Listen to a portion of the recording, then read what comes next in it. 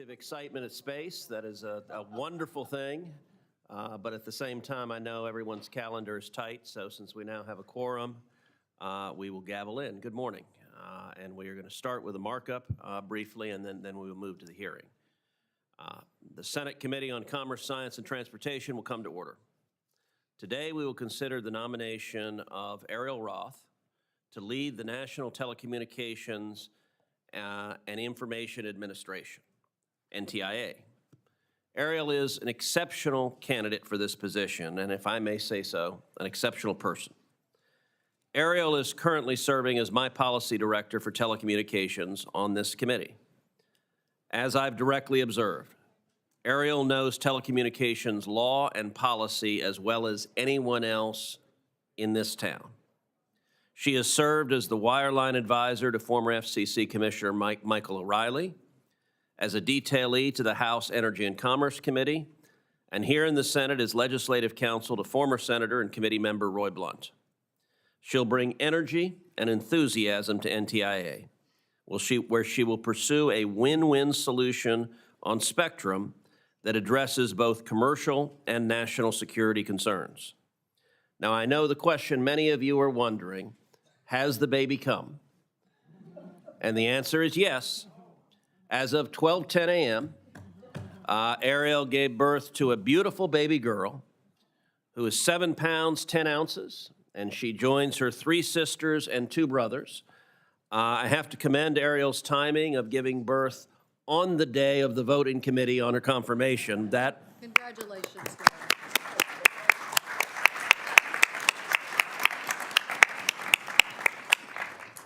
I don't know if her daughter has been named yet, but I am sure that little Bede will be a beautiful young girl. And I'm going to get in trouble with Ariel for that one. During her confirmation hearing, Ariel promised to administer the BEAD program, quote, to the benefit of the American people, not to any single individual or company. BEAD desperately needs a revamp. The program has yet to connect a single American to high-speed internet after 1,241 days. A major barrier is its laborious 14-step process, which writer Ezra Klein painstakingly outlined to a nonplussed Jon Stewart the other week. To quote Jon Stewart, "I'm speechless, Ezra. Honestly, it's far worse than I could have imagined." Here's something I don't say often. I agree with Jon Stewart. Ariel fully understands these challenges and knows what it takes to finish the job. That's why she has the backing of dozens of stakeholders from across the country. To my Democrat colleagues, while I understand you may have strenuous objections to the overall direction of the Trump administration, you should know that Ariel is thoughtful, honest, and as receptive to the concerns of your side of the aisle as any nominee will have before us. We all know the importance of knowing a person in the executive branch whom we can call on and trust to listen to our views. So on the day of the birth of her 6th child, I hope that you will join me in supporting Ariel in a strong bipartisan showing in her home committee. I now turn to Ranking Member Cantwell for her opening remarks. Thank you, Mr. Chairman, and thank you for making that wonderful announcement about Ariel and her family. It was a delight to have her and her husband and her children in the audience. Probably one of the most delightful moments that the committee has had in watching them, and we certainly congratulate her and her family. And I also, too, want to recognize the astronauts that I'm sure you will probably recognize later, but Reed Weissman, Victor Glover, Christina Cox, and Jeremy Hansen of the Artemis team that are here. Thank you so much. We're very proud of you. Thank you.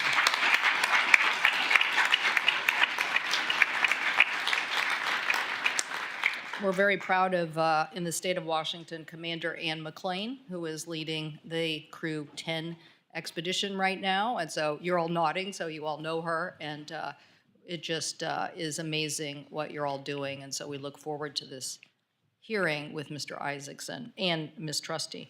But let me address the Roth nomination this morning for Secretary of Communications and Information at the Department of Commerce. When Ms. Roth was before the committee and gave opening remarks, I did think that we would get more of an NTI commitment on critical issues for U.S. leadership and for interagency wrangling, because interagency wrangling is definitely a big part of NTIA's mission to get us a clear spectrum policy. Unfortunately, at the hearing, I didn't hear a commitment explicitly or even theoretically to the investments that this committee has already made. I know this is probably a frustration to many of my colleagues, but this is what we're asking of nominees throughout the Congress now, because we have a very clear idea about what is getting cut. I have long advocated for a more evidence-based approach to our spectrum management policy. The first Trump administration rushed to bring spectrum to the commercial market, I believe, without some of the studies and interagency coordination. And this approach put federal capabilities at risk: aviation safety when aircraft altimeters and 5G interfered with one another, weather forecasting when 5G deployment interfered with 24 gigahertz band detections of water droplets, GPS systems, vehicle safety, and our military's readiness and capabilities. So I believe the next NTIA administrator must not repeat those avoidable mistakes of the past. The commercial value of spectrum is its ability to offset the tax cuts for the complexities of the system, but also it's critical that we safeguard our national security. Beyond domestic concerns, America's leadership in spectrum is key to protecting our national security, our ability to innovate. So to maintain that position in the world's cutting-edge technology, we need a fully coordinated national strategy that balances our domestic priorities and projects, our U.S. leadership in the International World Radio Conference and the Telecommunications Union. So while I agree we need to bring more spectrum to market, independent studies need to be completed so that we have the full understanding of the potential impacts to our national security and public safety. Ms. Roth was not clear about this, or whether she would wait for the results of an ongoing evidence-based spectrum ban with critical national security and public safety issues before making those decisions on spectrum reallocation. Specifically, when I asked Ms. Roth about repeating the process for ongoing studies of the lower 3G, 7, and 8 gigahertz bands that have been heavily discussed and debated in recent years, she did not commit. And so I am concerned about these national security issues. Spectrum management is just one of the issues where I felt like we could have had more clarity. Obviously, Mr. Chairman, you're bringing up the federal grant programs under NTIA, asked by many of the committee members about preserving the $42 billion lawfully allocated to states, tribes, and territories under the BEAD program, which Congress enacted to connect all unserved and underserved households to the affordable, reliability, high-speed access. Ms. Roth refused to commit to honor the agreements that NTIA has already made with states and tribes. So these are great concerns on the investments that our Congress has already decided. She had the opportunity to continue to answer those questions. For the record, we do not see the evidence of that commitment. I also, on the issue of Elon Musk and conflicts of interest and making sure that even potential conflicts of interest were clear, I also have concerns. So, Mr. Chairman, at this point in time, I cannot support Ms. Roth's nomination to be the director of NTIA. I recognize Senator Wicker for a motion. Well, thank you, Mr. Chairman. And let me just add a comment or two to the announcement that you made. The chairman said that Ariel had given birth to a beautiful baby girl. He knows what he's talking about. He's got a picture up here, and actually on the first morning of her life, she flashed a nice big smile, and he's got that to prove. Also, in an effort to wait until the day of her vote here in committee, Ariel saved that final push till 10 minutes after midnight. And So her timing is impeccable. Based on that and other reasons, I move that PN 2225, nomination of Ariel Roth to be Assistant Secretary of Commerce for Communications and Information be favorably reported. Is there a second? Second. Is there any discussion? Roll call, please. Clerk will call the roll. Mr. Thune. Aye by proxy. Mr. Wicker. Mrs. Fisher. Mr. Moran. Mr. Sullivan. Mrs. Blackburn. Mr. Young. Mr. Budd. Mr. Schmidt. Mr. Curtis. Mr. Moreno. Mr. Sheehy. Mrs. Capito. Ms. Lummis. Ms. Cantwell. No. Ms. Klobuchar. No by proxy. Mr. Schatz. No by proxy. Mr. Markey. No by proxy. Mr. Peters. No. Ms. Baldwin. No. Ms. Duckworth. No by proxy. Ms. Rosen. No. Mr. Lujan. No. Mr. Hickenlooper. No by proxy. Mr. Fetterman. No by proxy. Mr. Kim. No. Ms. Blunt Rochester. No by proxy. Mr. Cruz. Aye. The yeses are 15, the nos are 13. The motion is agreed to, and the nomination is ordered to be favorably reported. I will now recognize any members of the committee wishing to make any remarks. That concludes our markup, and we will now move in to our hearing.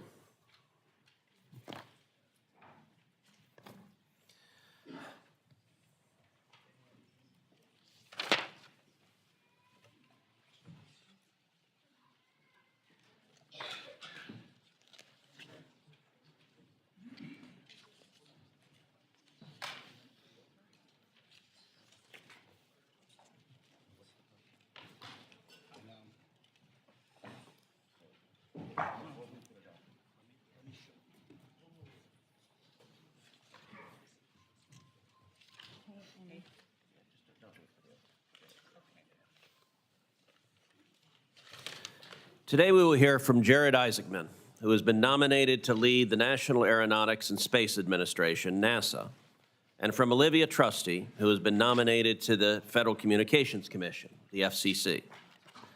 NASA has always been at the forefront of American leadership. In 1969, that meant putting a man on the moon. Today, it means returning there, this time to stay. Our nominee, Jared Isaacman, has been active in the commercialization of space exploration. In 2021, Mr. Isaacman commanded the first all-civilian spaceflight, Inspiration 4. In 2024, he flew his second commercial mission, going further into space than any other manned mission since Apollo 17. He brings a unique perspective to the challenges facing NASA and the space industry. Today, NASA is at a crossroads. The explosive growth of the commercial space sector, from hardware manufacturers to space tourism ventures, has transformed the celestial and economic landscape. Space is no longer the exclusive domain of sovereign nations and a handful of legacy defense contractors. The democratization of space has spurred growth, reduced launch and satellite costs, and fostered the curiosity of the next generation. At the same time, the future of the final frontier has never been more uncertain. In military terms, space is the ultimate high ground. A nation that dominates in space can deprive others not only of intelligence capabilities, but modern conveniences like GPS and satellite internet. And make no mistake, the Chinese Communist Party has been explicit in its desire to dominate space, putting a fully functional space station in low Earth orbit and robotic rovers on the far side of the moon. We are not headed for the next space race. It is already here. President Trump alluded to this race in his inaugural address when he envisioned American astronauts on Mars. I strongly support the president's vision. In fact, my 2017 NASA Authorization Act was one of the very first pieces of legislation President Trump signed in his first term, and it explicitly enshrined this goal in law. But the pursuit of the next horizon cannot mean abandoning American dominance where it is already established. The International Space Station has been continuously manned for more than 20 years, serving as a hub for research and testing together with our international partners in space exploration. While we will eventually have to retire the ISS, before that happens, we must put the necessary systems in place to support and command American astronauts continually in low Earth orbit. We cannot surrender low Earth orbit to the Chinese or to the Russians. Likewise, the Artemis mission, launched during President Trump's first term, is set to return American astronauts to the moon and establish a sustained human presence there. Joining us in the audience today, as we heard earlier this morning, are the 4 Artemis II astronauts: Reed Weissman, Victor Glover, Christina Cook, and Jeremy Hansen.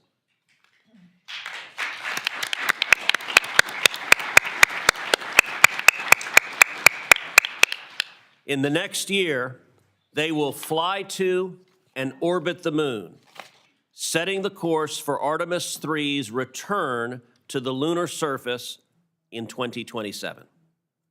The Artemis missions and the entire Moon to Mars program, which have enjoyed consistent bipartisan support, serve as a stepping stone to landing American astronauts on Mars. In fact, this stepping stone approach is explicitly in the law as enacted by Congress. We must stay the course.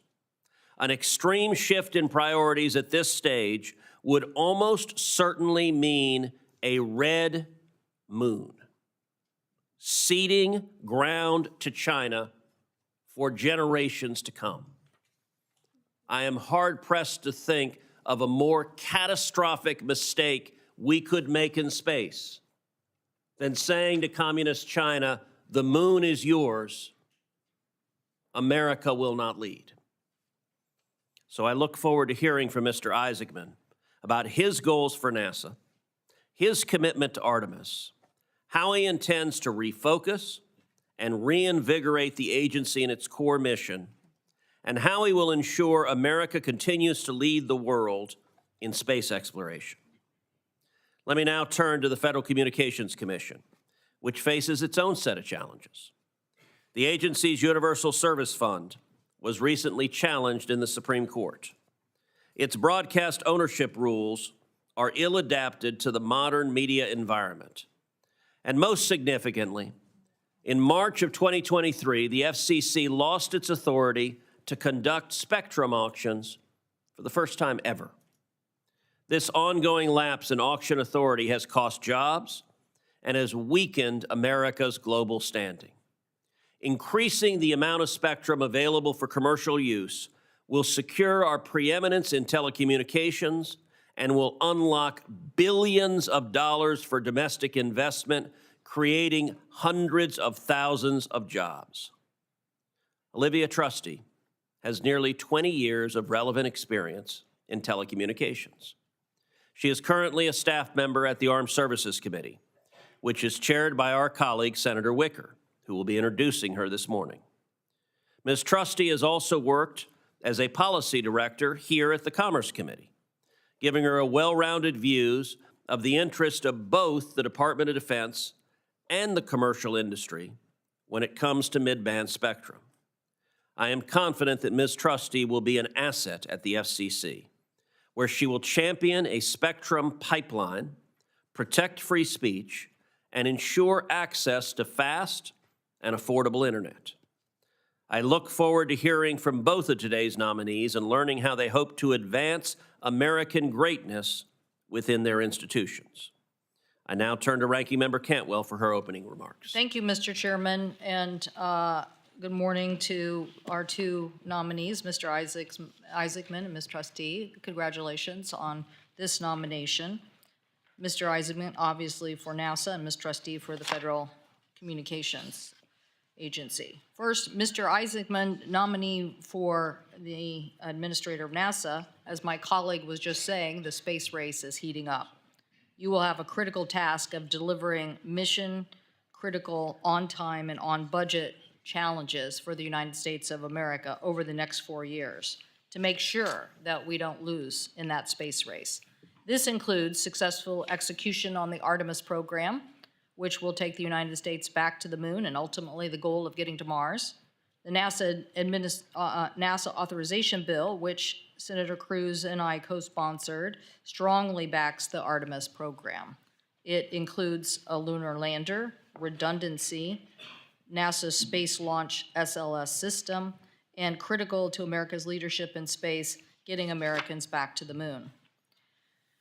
The state of Washington has long been a home to aviation, but now with over 40 companies across the state of Washington producing space-related products, we have over 2,000 employees working just on the Artemis program. So we're invested. These companies supply components for the Gateway Space Station, the Orion crew capsule, the 2 crewed lunar landers, the SLS heavy lift rocket, and its ground system. Beyond space exploration, NASA is also one of the world's top R&D organizations. We had a chance to talk about that in my office, about NASA's discoveries and science that are helping us with our aerospace industry overall. NASA scientists and engineers provide the crucial evidence and information to both government and industry on issues like AI, quantum, advanced aerospace materials, and next-generation manufacturing. So I know a consortium in my state, standing up a tech hub, has been an applicant that NASA has been very supportive of. I do have concerns as we move forward about reports in the press about where the administration will come down on investments.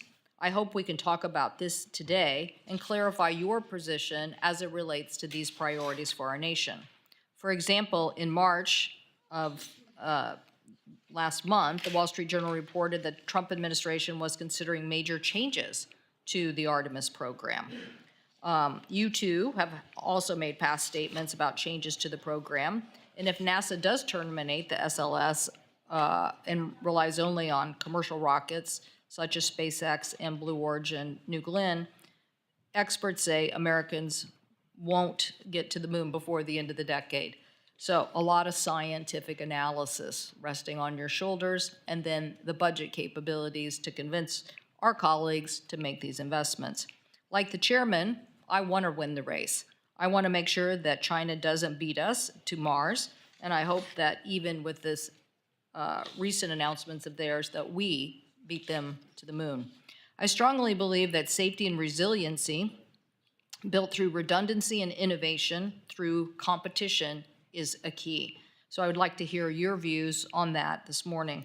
We're also seeing the administration and DOGE specifically cancel research grants to fund science agency and lay off highly skilled technical experts across the federal government.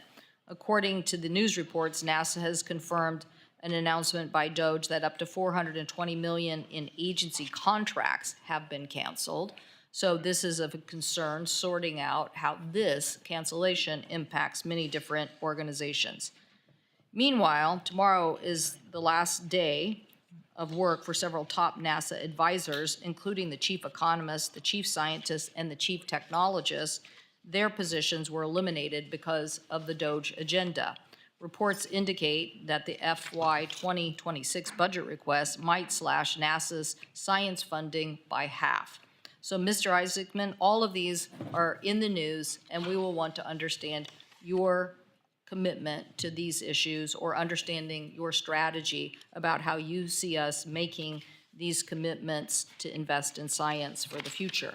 Now to Ms. Trustee.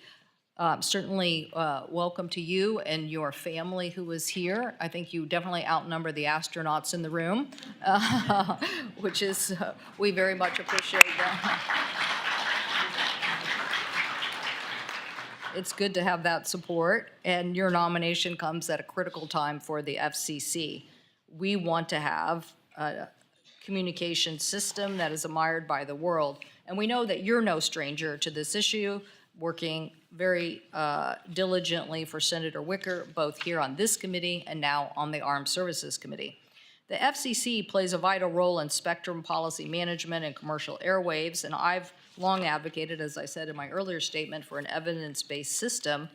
And during the first Trump administration, the rush to auction, I think, raised some concerns, and most notably, they sold the C-band without proper FAA coordination about the impacts of aircraft altimeters, creating an unnecessary problem that almost caused flights to be grounded and slowed down the implementation of 5G.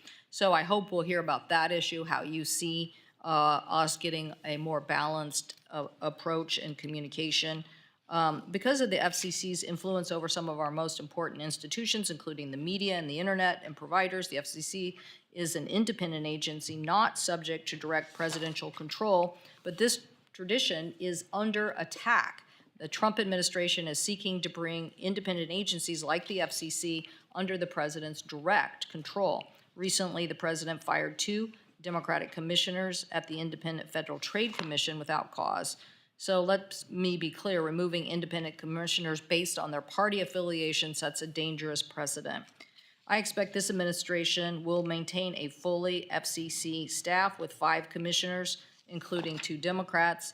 And meanwhile, the Trump administration FCC chair has launched a series of investigations into media companies that the president doesn't like. So I was very happy to see this recent decision on holding up the AP. Very important to have a very, very competitive landscape when it comes to media and news production. The FCC should return to its longstanding role as a neutral, independent regulator, and so look forward to asking you questions about that as well today. But again, congratulations on your nomination. Thank you, Mr. Chairman. Thank you, and in a moment I will recognize Senator Wicker, but I do want to note, in addition to the 4 Artemis II astronauts who are here, we actually have a total of 10 astronauts in the room. We have 6 more. We have the astronauts of Polaris Dawn, Scott Poteet, Sarah Gillis, and Anna Menon. And we have the astronauts of Inspiration 4, Haley Arsenault, Chris Sembrowski, and Dr. Cian Proctor. And so to the 6 of you as well, thank you for your service and welcome.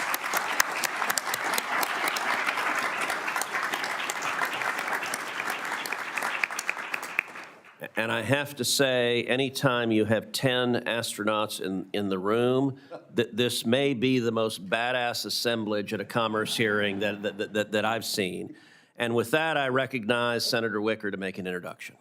Well, thank you, Mr. Chairman, and yes, thank you for introducing all of our astronauts. And as you can see, Senator Fisher and I engaged in a little hero worship before you hit the gavel and started this. But I am absolutely delighted to introduce and recommend to the committee and to the Senate Olivia Trusty as the next member of the FCC. I'm unqualified, actually, to tell what a great nominee she is. And also, I hope there's some work being done back at my office. We have a number of staffers who slipped away, and I think there are probably a number of people watching on the telephone. But I'm profoundly appreciative for this honor and appreciative to President Trump for making this nomination. I frankly cannot conceive of a more qualified nominee. Olivia Trusty performs work at the highest level of excellence, and she does it for the right reasons. And for 7 years now, I've been the beneficiary of her expertise. But frankly, this committee and the Armed Services Committee and the full Senate have also been the beneficiary of her expertise. When I became chairman of the Commerce Committee, I was fortunate that Olivia agreed to join my committee staff. A few years later, I became ranking member of the Armed Services Committee, and I knew there was one member of this committee staff that I wanted to bring over to handle her portfolio there. Olivia Trusty has helped all of us advance initiatives that made America more connected and more secure, initiatives that fall squarely within the Federal Communication Commission's jurisdiction. On technology party, she's helped us pass legislation to improve maps. She's worked to ensure broadband funds are directed where they're most needed and where Congress intended them to be. She's brought us closer to getting more Americans connected to high-speed internet. And of course, we're not quite where we need to be. I think she will help us in this new position get there quicker. Her work has contributed to national security. She was instrumental in advancing legislation to free our domestic networks from communications equipment manufactured by foreign adversaries. She's been a leader on spectrum policy, an area that bridges both technology and national security. She has collaborated with members and staff across the Commerce and Armed Services Committees to find common ground between commercial and federal interest. Olivia Trusty wants to help our country maintain our leadership without risking national security, and she's worked to make that happen. I could go on and on, but Olivia does like brevity. She chooses her words carefully and concisely. Let me just say, she plays chess, not checkers. She sees around the corners. She shoots straight, and she will shoot straight with members of this committee and the Senate. She uses common sense and adherence to the law, and she will do so as a commissioner. On a personal basis, she's serious about her faith. She's an NCAA gymnast at UNC Chapel Hill. She's a Mormon Republican from Maryland, for heaven's sake. And those of us who know her know that that she'll do a magnificent job. And actually, we're fortunate that she's chosen to work in the public sector for the taxpayers, and I could not give a more resounding endorsement to her nomination. Thank you, Mr. Chairman. Well, I will say that is very impressive, particularly that she plays chess and not checkers and shoots straight. I will say shooting is a novel strategy in chess, but whatever works and gives you the checkmate. There's more than one way to defeat the king. And with that, I recognize the junior senator from Montana, Senator Sheehy, to introduce Mr. Isaacman. Had to put junior in front of it, didn't you, Ted? For nearly 70 years, I'm the United still the States- junior senator from Texas. That's a good This point. place, that could stick around a long time. I am the longest-serving junior member. So, yeah, 24 years, you could still be the junior member. I wear it with a badge of honor, okay? Well, thank you, Chairman and Ranking Member. For nearly 70 years, the United States has been at the forefront of space exploration.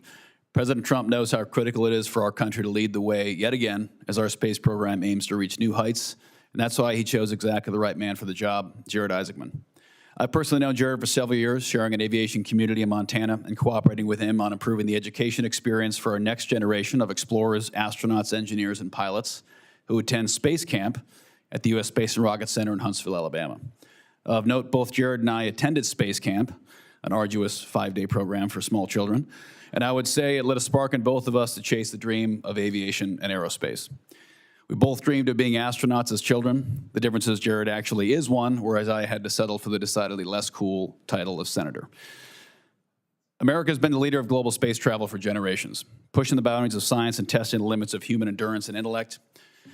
All Americans should be deeply proud of the incredible accomplishments of heroes like Alan Shepard, John Glenn, Neil Armstrong, Jim Lovell, and many others.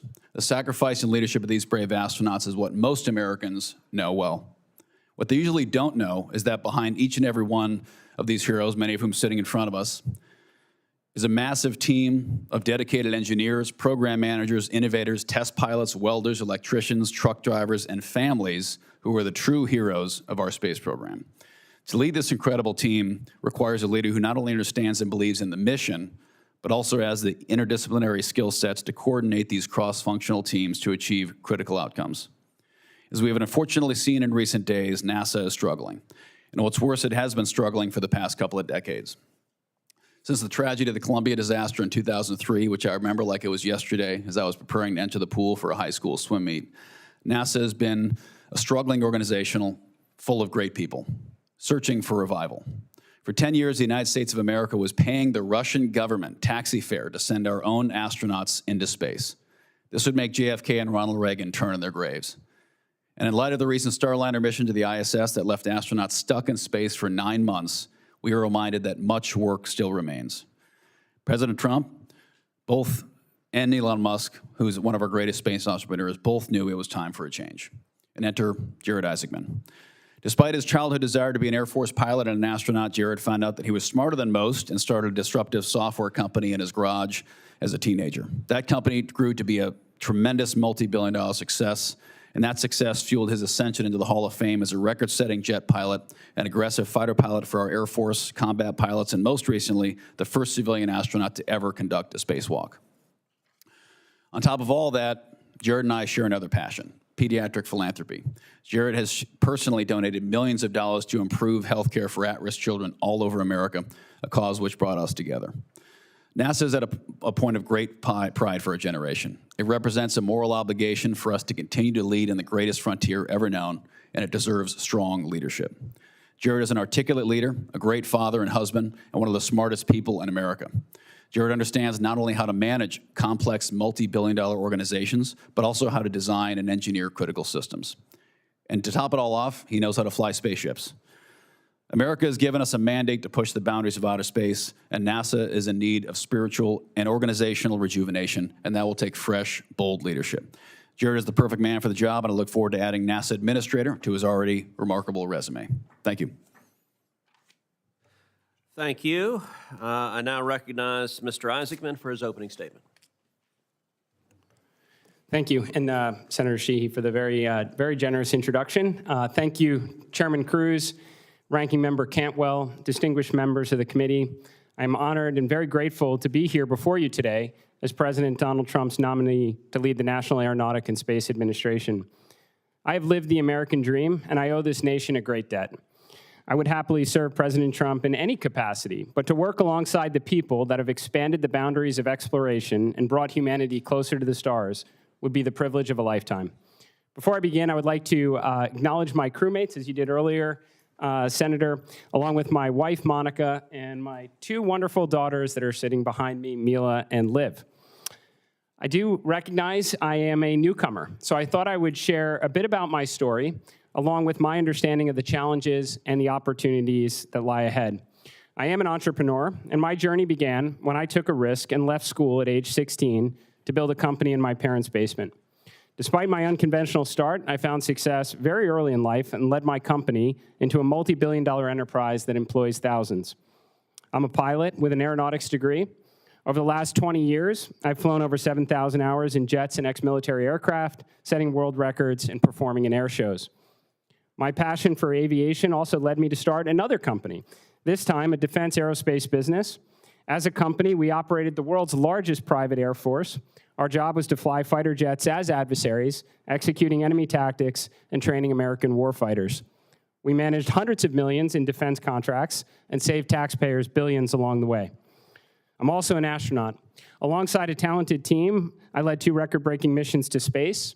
On my last mission, we tested a new spacesuit while performing a spacewalk and orbited farther away from Earth than any human has gone since the last time Americans walked on the moon.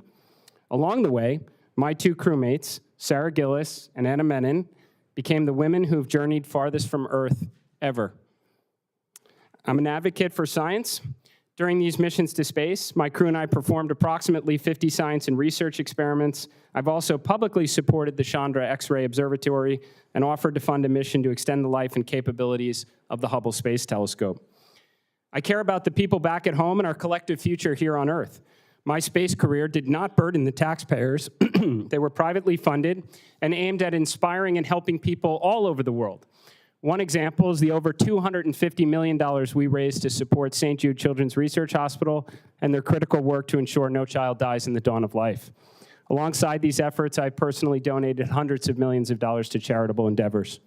I share all of this because I am not a typical nominee for this position. I've been relatively apolitical. I am not a scientist. I never worked at NASA. I do not think these are weaknesses. In fact, I believe President Trump found them to be strengths. And if confirmed, I will bring all my experience to the greatest adventure in human history, the quest to discover the secrets of the universe. On that note, NASA is the most accomplished and respected space agency in the world, but for all NASA's historic achievements, the agency is not without challenges. Presidents have called for a return to the moon and a path to Mars since 1989, and well over $100 billion has been spent without the intended results. Most programs, new telescopes, rovers, X-planes, entire spaceships, are over budget and behind schedule. And this is discouraging because when people look up at the stars and wonder what is out there, they want those answers today and not decades down the road. And I know it is not lost on members of this committee that we have geopolitical rivals moving at impressive speeds. It's imperative for our national security, our pride, and all that we stand to gain in exploration that we never come in second place. If confirmed, and with the support and guidance of President Trump and members of Congress, we will reinvigorate a mission-first culture at NASA with the following objectives. First, American astronauts will lead the way in the ultimate high ground of space. As the President stated, we will prioritize sending American astronauts to Mars, and along the way, we will inevitably have the capabilities to return to the moon and determine the scientific, economic, and national security benefits for maintaining a presence on the lunar surface. We will focus our technology development efforts on the world's greatest engineering challenges, such as the practical application of nuclear propulsion, so we can truly unlock humankind's ability to explore among the stars. Second, we will ignite a thriving space economy in low Earth orbit. By working alongside international partners and industry, we can unlock the true economic potential of space and deliver meaningful benefits to the American people, potentially even charting a course for NASA to become a financially self-sustaining agency. Number 3, NASA will be a force multiplier for science. We will leverage NASA's scientific talent and capabilities to enable academic institutions and industry to increase the rate of world-changing discoveries. We will launch more telescopes, more probes, more rovers, and endeavor to better understand our planet and the universe beyond. If confirmed, I will work alongside and recruit the most talented minds this nation has to offer, and we will concentrate our resources towards achieving the near impossible, the objectives that no other agency, company, or institution is capable of accomplishing. We will do so, knowing the risks and the groundbreaking opportunities that lie ahead, because some risks, like exploring the worlds beyond ours, are worth taking. We will do this not just to expand our knowledge or strengthen our national security, but to improve all life here on Earth and inspire the next generation to reach even further. This is why America needs NASA, why the world needs NASA, because there is no more important investment than inspiring our children to build a better and more exciting future. And the best way NASA can do that is by delivering on our mission and ushering in a new golden age of science and discovery, and we will not fail. Thank you. Thank you. Ms. Trusty. Thank you. Chairman Cruz, Ranking Member Cantwell, members of the committee, thank you for convening this hearing. Senator Wicker, thank you so much for your very kind introduction.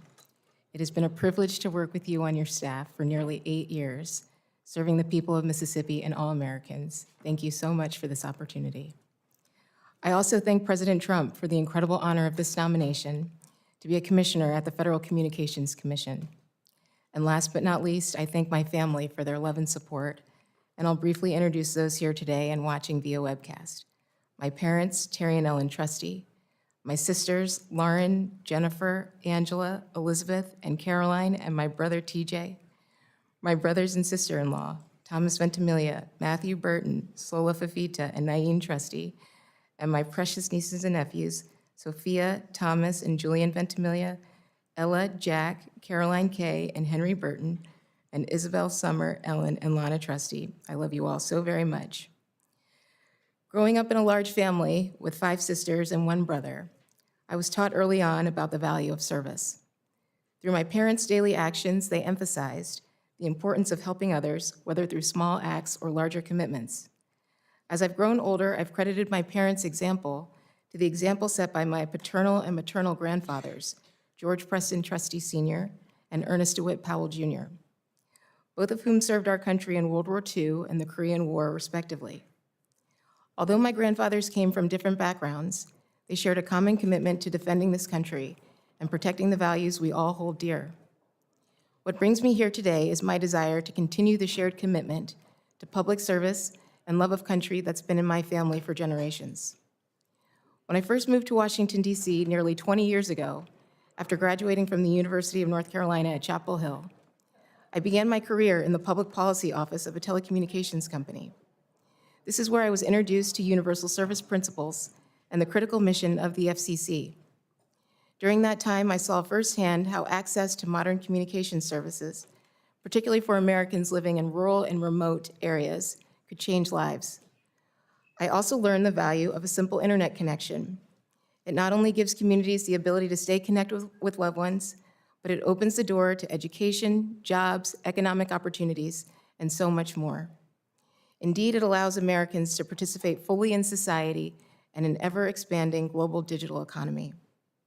Following my time in the private sector, I've had the opportunity to work in the House of Representatives and in this hallowed chamber on telecommunications, technology, consumer protection, and most recently, national security. All of these policy areas are core to the FCC's mission to make available affordable, high-speed, reliable, and secure communication services. Now, in carrying out this mission, it's not lost on me that the problem set facing the Commission is both vast and diverse. The agency must contend with unforgiving geographic landscapes to achieve universal connectivity. It must stay ahead of sophisticated illegal robocallers, defrauding and scamming vulnerable populations like our youth and seniors. It must work with federal partners to defend the security of our communications networks from the attacks of nation-state actors. And it must work collaboratively with private and public sector interests to ensure that the United States leads the world in next-generation communications. Notwithstanding these issues, given my unique experiences working on both this distinguished committee and the Armed Services Committee, as well as the dedication and expertise of FCC staff, I believe these challenges can be overcome. In that spirit, I'd like to offer a short list of commitments on which I hope there is bipartisan consensus if confirmed.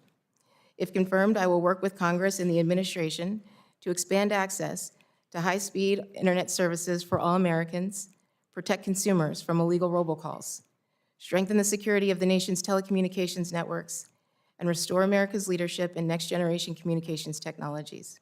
Mr. Chairman, thank you again for holding this hearing, and I look forward to answering any questions. Thank you to you both. All right, Mr. Isaacman, let's start. If you're confirmed, you will oversee NASA's various field centers, mission directives, and affiliated activities. This includes Artemis and the Moon to Mars program, which aims to keep us one step ahead of nations like China in the fight for supremacy in space. The threat from China is very real. Just last week, General Saltzman, Chief of Space Operations for the Space Force, testified before the U.S.-China Economic and Security Review Commission that Beijing has been explicit, as recently as October of last year, in stating that China intends to surpass the United States and become the world's preeminent space power. As General Saltzman put it, quote, China's advancement in space technology, their stated desire to dominate, and Beijing's disregard for international norms for the responsible use of space make them an incredible danger to U.S. prosperity and security. China has said that they will put a man on the moon by 2030, and that they will build a permanent lunar base there along with Russia by 2035. Based on how quickly they have already progressed, I think it is quite possible that China reaches those milestones sooner than those dates, and indeed that China reaches the moon before the end of President Trump's current term. Mr. Isaacman, if China beats us to the moon, what consequences might America face? Mr. Chairman, I really appreciate that question, and I couldn't agree more with all of your commentary, sir, including in your opening remarks. We certainly cannot lose. If we do not lead the way and we're following, we may be following forever, and the consequence of which could be extraordinary. I mean, even if you're talking about things that have maybe even a low probability, let's say, for example, on the lunar surface, helium-3 becomes a new source of fusion power, it could shift the balance of power here on Earth. I don't think we can afford to find that out the hard way. As you said, sir, and I've agreed for a very long time, space is the ultimate high ground. We cannot afford to cede that ground. So my team did a visual representation of what the stakes are. And it's a simple question: what does the future look like in 2030?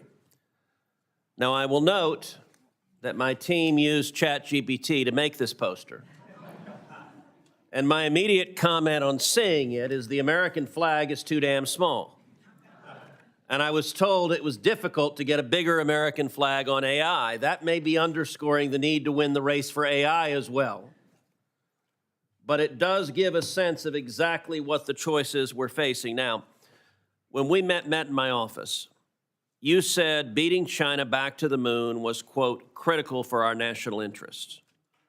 You also said that if President Trump turns on the television and sees Chinese astronauts on the surface of the moon before Americans, you said you would be fired that day.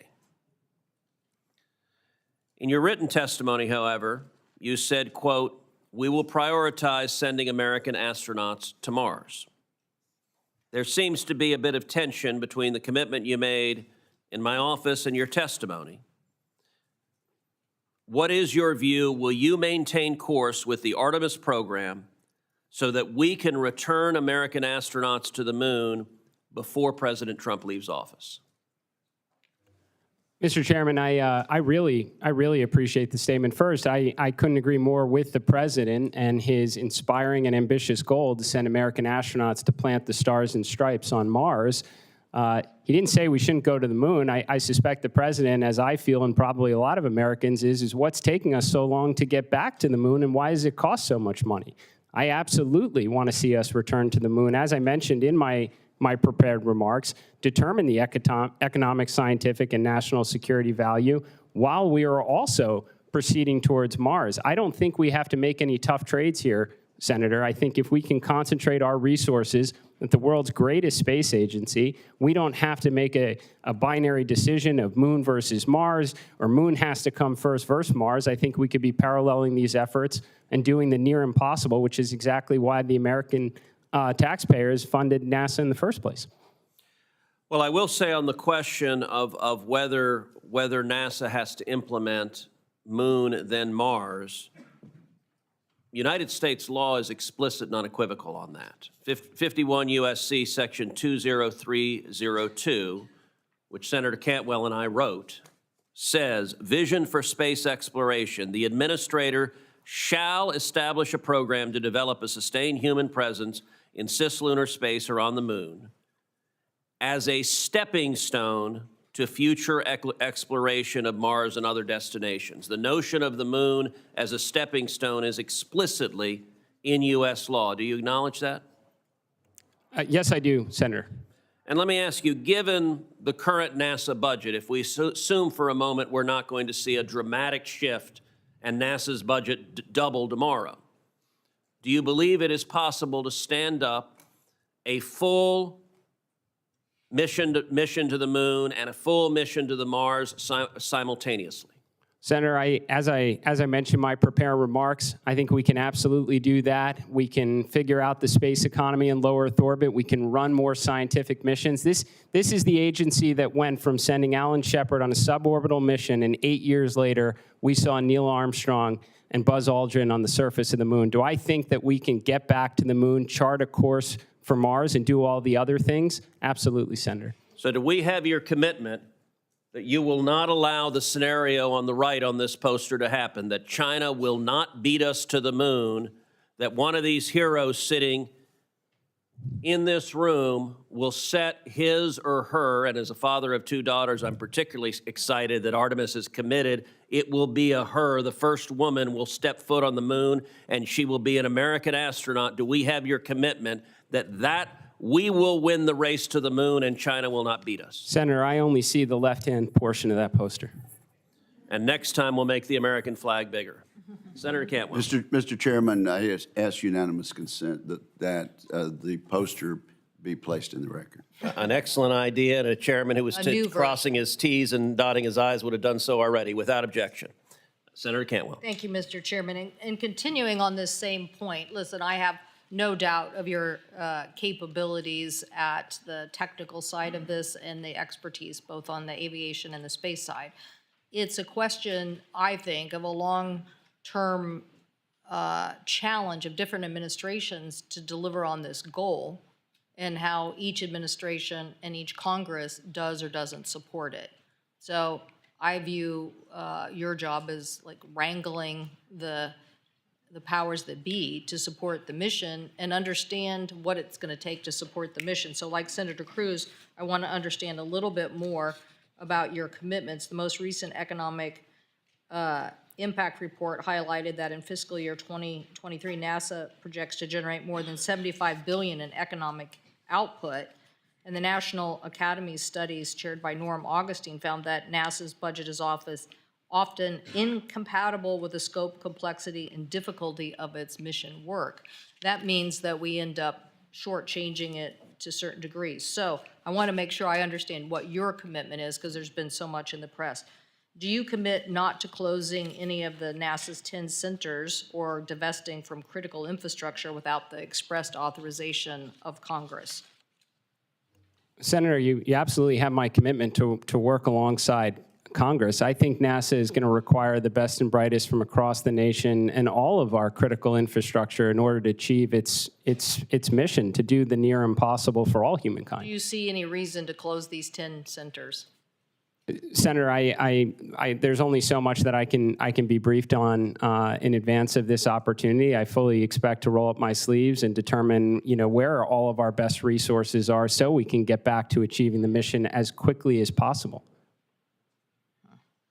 The 2024 National Academy's report noted that the use of service and firm fixed-price contracts at early stage of technology development can jeopardize mission success and degrade NASA's own in-house technical capabilities.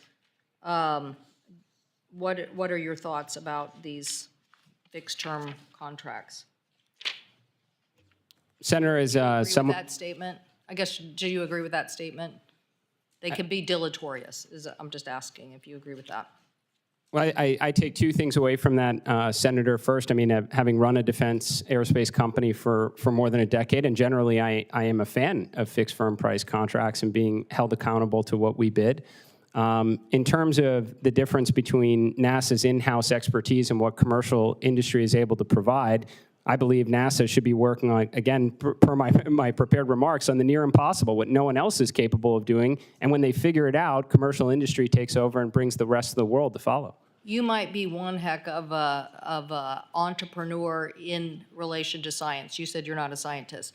But that won't matter if we make very bad decisions based on somebody's arbitrary budget analysis instead of what is our long-term mission. So that's what we're trying to get out of you. How do you think we're going to accomplish this so that we have a more, listen, the more we can explain this to everybody, I guarantee you the more my colleagues will support it in a budget. The more it gets slashed and burned by different approaches, by DOGE, the more harmful it can become to people, undermining the support for the mission overall. So you have a big challenge here. It's to move us forward at a critical moment. where are you, so do you believe that we should have a reduction in workforce or the science budget, some of the things that I mentioned in my opening statement? Senator, I read what's on NASA Watch and in the news like everybody else. If I'm confirmed, I am eager to understand all of the considerations, the discussions being made about a reorganization. I believe that we are going to need the best and brightest to do the near impossible, and we should be concentrating all of our resources on the most critical objectives that I kind of outlined in my opening remarks, ma'am. Do you support the continued Artemis mission with the Space Launch System? Senator, I believe that is currently the plan. I'd like nothing more than to see this Artemis 2 crew get around the moon, and then they're back at home watching their friends walk on the moon. I think the real question is again, why has it taken so long? Why does it cost so much money? But in the issue of, are we going to commit to this? I think this and the lander redundancy are kind of like, people see that as we're going to the moon and we're going to get this done, not this discussion of like, we're going to skip these things, shortchange this, and then we're going to focus on Mars in a different route. That's what I'm trying to get from you. Whether when you get there, I get that you're saying it's the current plan. I'm asking as a nominee to run this organization, do you have a different view of that you think right now there is a different way to do this? Well, ma'am, I can tell you not just as a nominee, but as a space enthusiast who wants my daughters to see American astronauts walking on the moon. It was the left-hand side of that poster that I'm fully supportive of. I'd like nothing more than to see Artemis 2 get around the moon and, again, see Americans walking on the moon. And, again, I don't think these are either or. I mean, NASA is an extraordinary agency that can do the near impossible. We can chart a course for Mars in line with the president's vision to return to the moon before the Chinese can get there, to figure out the space economy and do the other things, ma'am. There's a lot here. So the HiCam program on thermoplastic composites, do you support that program at NASA? I think NASA has the best, brightest, most talented engineers and scientists, and we should be working on cutting-edge technology. Okay, I will want for the record whether you support that. In clarity, not just like, hey, I like cutting edge technology. These are really big decisions that lots of us have already weighed in on, and we just want to know whether they're going to get slashed someday because the president wakes up and says he doesn't want to do it, and whether you're going to say yes, yeah, go ahead. So it will take all of us working together. Ms. Trusty, I don't want you to keep going ignored through the conversation. My time has expired. I will want to come back to you on the MVD, the broadcasters getting more ability in the marketplace, particularly as I mentioned earlier.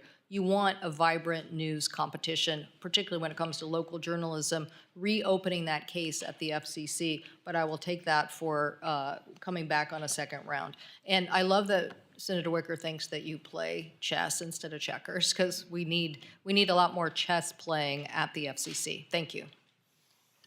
Grandmaster Wicker. Also, you can go out and shoot skeet and then come back and play chess. But thank you very much. Well, let me direct my first question to Mr. Isaacman. You probably know that NASA has 8 field centers, one of which is the John C. Stennis Space Center in Mississippi. The Stennis Space Center is home to NASA's largest rocket propulsion test site. If we didn't have that, we'd have to build another one. The Stennis Space Center also hosts a number of companies working on commercial space programs. The Space Center's infrastructure represents substantial government investment as well as private investments. So the day after you're confirmed and sworn in, will you come to visit me in Mississippi at the Stennis Space Center? I will get there as soon as I possibly can, Senator. All right. Well, I think that's a fair answer. Now, Ms. Trusty, let's talk about the plan for broadband bill. We finally got that reported a few weeks ago, and you worked with members of this committee, even as a staff member for the Armed Services Committee, in getting some compromise language on the Plan for Broadband Act. Do we need it? And what accommodations did we make to get everybody on the same page? Senator, thank you so much. for the Take about a minute and a half. Okay. Thank you so much for the question. Thank you for your leadership in this on this issue. You know, interagency coordination is essential to closing the digital divide. I think as many members on this committee know, there are about 130 broadband programs across 15 different agencies, and GAO has determined that those programs are fragmented and duplicative. And there's an opportunity to streamline, consolidate, and coalesce these programs so that the resources are better targeted to unserved areas so that we can get communication services to more rural, remote areas that lack connectivity right now, and expand and close the digital divide, or just close the digital divide, not expand it. And so I think the Plan for Broadband Act is the key to this solution. It creates a strategy that will help us to target these resources better to unserved communities so that everybody can fully participate in the global digital economy. And we had to accommodate high-cost areas, tribal areas, and also do some compromising on the spending cap. So I do appreciate that. Let me ask then in the last 2 minutes. During COVID-19, the broadband across Europe suffered several disruptions. Did we have that kind of disruption in the United States, or was there a difference, and why do you think things may have turned out differently in Europe as opposed to here in the United States? Thank you so much, Senator. I appreciate this question. You know, I think the reason why we did not face the same issues here during the COVID pandemic as it relates to our internet networks is because competition and innovation, a light touch regulatory framework we saw worked really well. We just have not seen the predicted harms materialize in the absence of more prescriptive legacy regulations. And so under your leadership when I was on this committee, to ensure consumers were protected, even if competition and innovation fail, you set up a bipartisan net neutrality working group to put together bipartisan legislation to ensure that consumers were protected regardless, but that we had a modern framework. I thought that was a great example of how to move forward with our next generation networks and ensure that consumers continued to have access to critical connectivity services. Has there been any throttling or blocking in the United States in recent years? Senator, I'm not aware of any of the predicted harms materializing that were projected during this debate a couple of years ago. Thank you very much. Thank you, Mr. Chairman. Thank you. Senator Kim. Yeah, thank you, Chair. Mr. Isaacman, I'd just like to start with you. I guess I just wanted a little more clarity about, are you committed to having a permanent presence on the moon? Senator, I think the biggest thing is we need to get back there. It's been taking a very long time, and the American taxpayers have invested an awful lot. I agree with you on that front. Yeah. I think we can take that for granted between me and you. But I guess I want to get a sense, because you know the chairman laid this out actually, and the poster that he had wasn't just about getting back to the moon, but it was about sustaining a presence on the moon. And I just feel like I don't have a good understanding of what your actual position is right now on that. Well, I think, Senator, the first step to me is to return to the moon and determine its economic, its scientific, and its national security value for remaining there. I saw that in your statement, and I guess I was confused because in your response to the chairman, you were talking about how helium-3. This is something that could very well shift the balance of power within the here on Earth. What else are you looking at? Like, what else is in your mind right now beyond helium-3 and the impacts there when you're talking about scientific, economic, and national security?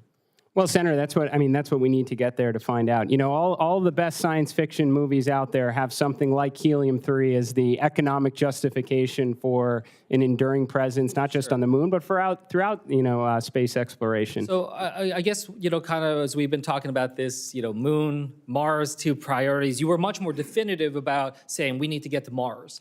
So I guess I just want to ask you that same question. What are the scientific, economic, and national security priorities that you see more clearly when it comes to going to Mars right now than in terms of having a permanent presence on the moon?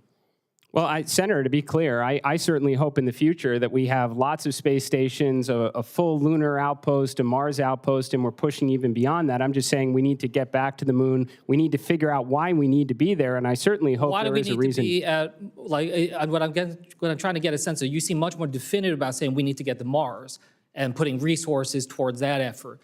What are the specific economic, scientific, and national security interests you see there? Because I get a sense that you have some greater clarity there than you do when it comes to the moon. Well, I would actually hope you're getting a sincere answer from me that we should be doing both and the other things. Now, You think we can do both moon and the Mars on the current NASA budget? I sure hope so. NASA was built to do the near impossible and have a thriving space economy in low Earth orbit and continue extraordinary science missions to kind of unlock the secrets of the universe, sir. Well, I guess I just want to reinforce what the chairman said. I mean, I think we need to have much more clarity in how we're talking about what it is our objectives when it comes to the moon. As mentioned, we have a lot more clarity about what China's objectives are, and I hope that that is something that you can clarify quickly if you are confirmed. When it comes to the International Space Station, what is your perceived timeline there in terms of when we should be starting to bring that down? Well, Senator, first of all, I don't know of any reason why we should be bringing it down before what's currently scheduled. What I do think we need to do is maximize its remaining life, get as much of the high potential science and research to the station, figure out what that space economy is, so when the day does come to hand it off to the commercial LEO destinations, they are in a financially, self-sustaining type way. And you talked about that in terms of the space economy. In terms of what should succeed the International Space Station, do you believe that that should be commercial only, or do you see prospects of the U.S. government or a government-run space station to succeed the International Space Station? Well, right now, Senator, if we don't figure out the space economy, whether it's commercially operated or not, it's going to be entirely financially sustained by the government. So but I guess I'm asking, do you have a preference in terms of, do you see a sense of need for a government run? I guess I'm just trying to ask you, what is it that NASA can do that commercial efforts can't do? Well, that's a fantastic question, Senator. I mean, the line should be drawn, again, in terms of NASA undertaking the near impossible challenges that, again, no company, organization, or agency anywhere in the world would be able to undertake it. I gave a very good example, I think, in my opening remarks on nuclear propulsion. That's something that no company would ever embark upon. There is no obvious economic return. There's regulatory challenges. That's exactly the kind of thing that NASA should be concentrating its resources on. The last thing I just want to say here, and I know I'm running out of time, I'm really hard to see. I think we're all very proud of the astronauts that are here in this room. But I think I could speak for them and say, look, we also recognize the importance of the civil servants playing so many different roles for the safety and the innovation that's out there. As I expressed to you, I am concerned about how this administration has approached what I believe are indiscriminate cuts at and firings at different departments and agencies. And if you're confirmed, I hope that you stand up against indiscriminate cuts. I think we're all very recognizing that there are places for efficiencies and elsewhere, but we need to make sure that we're protecting the expertise that's out there. With that, I'll yield back. Thank you. Senator Fisher. Thank you, Mr. Chairman, and thank you to our two nominees today for your commitment to public service. Ms. Trusty, I appreciated meeting with you to learn more about your experience and your goals if you're confirmed as an FCC commissioner. And as you know, one of my top goals is to maintain a steady and predictable universal service fund. Congress's intent has been clear. We must keep all Americans connected. I also look forward to co-chairing the Universal Service Fund Working Group with Senator Lujan to advance this priority. Ms. Trusty, how do you view the Universal Service Fund and its mission to universal service? Thank you so much for the question, Senator, and thank you for the time. It was great to meet with you and discuss your priorities. The universal service is the cornerstone of the FCC's mission. The Universal Service Fund itself has connected millions of Americans across the country. As you know, there's somewhat of an uncertain future with the Universal Service Fund, as there's a constitutional challenge before the Supreme Court, and the contribution base is shrinking as more Americans shift to internet-based communications. And so I think it's incumbent upon the FCC to work closely with Congress and interested stakeholders to identify a specific, predictable, and sufficient form of support as required in the Communications Act to continue meeting the needs of Americans across the country. Thank you. From my experience serving on this committee and also on Armed Services Committee, I appreciate the differing cultures, missions, and priorities of the various spectrum stakeholders, and I've seen the consequences when they conflict. I worry that federal missions, including national security, can be undermined because of these frictions, particularly when collaboration among stakeholders is strained and consensus can't be reached. Ms. Trusty, what do you think the appropriate role is for the FCC and its engagement with the Department of Defense? Thank you, Senator, and I appreciate this question because I know this is such an important topic and a sensitive one too. So, as you've noted, I've worked on both the Armed Services and Commerce Committees, both great experiences. During my time on the Armed Services Committee, I've certainly developed a greater appreciation for DoD's national security mission and how critical spectrum is in carrying out that mission.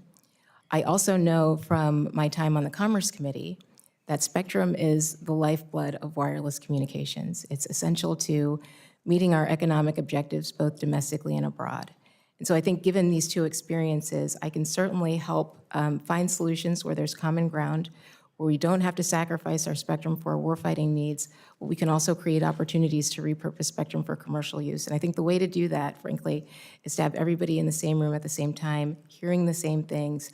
Otherwise, I think there's a lot of information that gets lost in translation, contributing to further misalignment on spectrum policy. When we're all together, it can further promote transparency and accountability in these processes. How do you think this dialogue can become more constructive? Do you have any suggestions on how to do that? As a member of the staff on the Armed Services Committee, you had access to classified briefings that others do not have access to. So you have a fuller understanding of what's at stake here. So how can we have a constructive dialogue? Well, Senator, I think that's the issue. When I was on the Commerce Committee, I didn't have a full clearance, and so I wasn't privy to many of DoD's assets and capabilities. But when I was on the Armed Services Committee, I had a clearance and could understand better, or to a better degree, why some of the assets and systems were so essential. I'll say, though, I think we have to find a way to accommodate both our national security and economic security interests. I worry that if either side of this debate fails, then our global competitors win, and I think that would have a devastating consequence to our economic and national security. And I think we're beginning to achieve that way forward. Yes, ma'am. Looking at the international role on telecommunications, how can a more unified position among federal agencies boost the United States global leadership? How can we ensure that national security perspectives are included in an overall position that we have for this country? Absolutely, Senator. Thank you for this. So I had the opportunity to attend the last WRC in Dubai, and I think the takeaway was that America didn't put our best foot forward because we didn't have a unified approach to our spectrum policy. And so I think if we have a unified strategy where we highlight key U.S. interests, whether with respect to both our economic and national security, it gives us more time and space to work with our international partners and allies to develop coalitions where they have a lot of similar interests. And going into it that way, we can preempt those who are attempting to undermine U.S. values, among other things. And if confirmed as an FCC commissioner, the commission as a whole would definitely have a leadership role in that process, correct? Absolutely. So the Department of State typically runs the WRC process, but NTIA and the FCC certainly contribute to that. Thank you very much. Thank you, Mr. Chair. Thank you. Senator Klobuchar. Thank you, Mr. Chair. Thank you to both of you for being here. You win the prize as the best name for a nominee, Ms. Trusty. I just wanted to have one follow-up from Senator Fisher's questions, because I care a lot about universal service. Senator Thune and I have worked a lot on that together. How do you think the FCC should modernize the USF to ensure its long-term sustainability? Thank you for the question, Senator. You know, I know that there are a number of proposals on the table, whether it comes from identifying a specific, predictable, or sufficient funding resource to ensure the Universal Service Fund can continue to meet connectivity needs across the country. There are proposals about a federal appropriation or looking to other private sector entities to contribute to the contribution base. I think all of those things should be discussed between the FCC and Congress to ensure we can continue meeting connectivity needs across the country. Thank you. As you know, I work with Senator Wicker on the Data Act to improve the accuracy of the FCC's broadband availability maps, but we know more work needs to be done. If confirmed, how will you continue to work to ensure the accuracy of the maps? Thank you, Senator. So, you know, I was on this committee when the Broadband Data Act was passed with the goal of making sure we knew where broadband is available, where it's not, to better target resources to unserved areas. You know, as a part of that law, there's an opportunity for a challenge process where folks can challenge the accuracy of the data, which I think can help improve the accuracy of the maps. I also think the FCC should work with private sector stakeholders who produce their own maps to inform the accuracy of the maps so that we can better target resources to areas who remain unserved, or who remain served.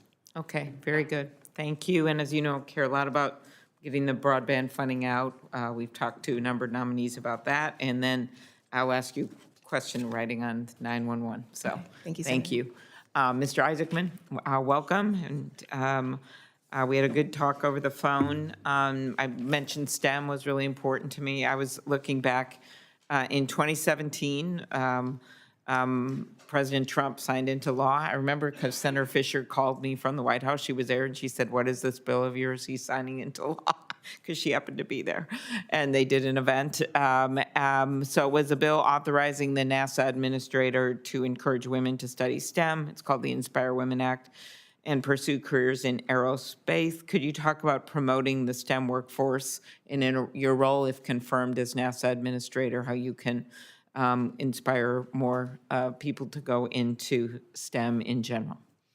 Just coming off the robotics competition in Minnesota on Saturday. Thank you. I was there. Understood, Senator. First step is I'm still working on getting my two daughters to want to grow up and enter into the STEM fields. I've tried with spaceflight, and I will get there.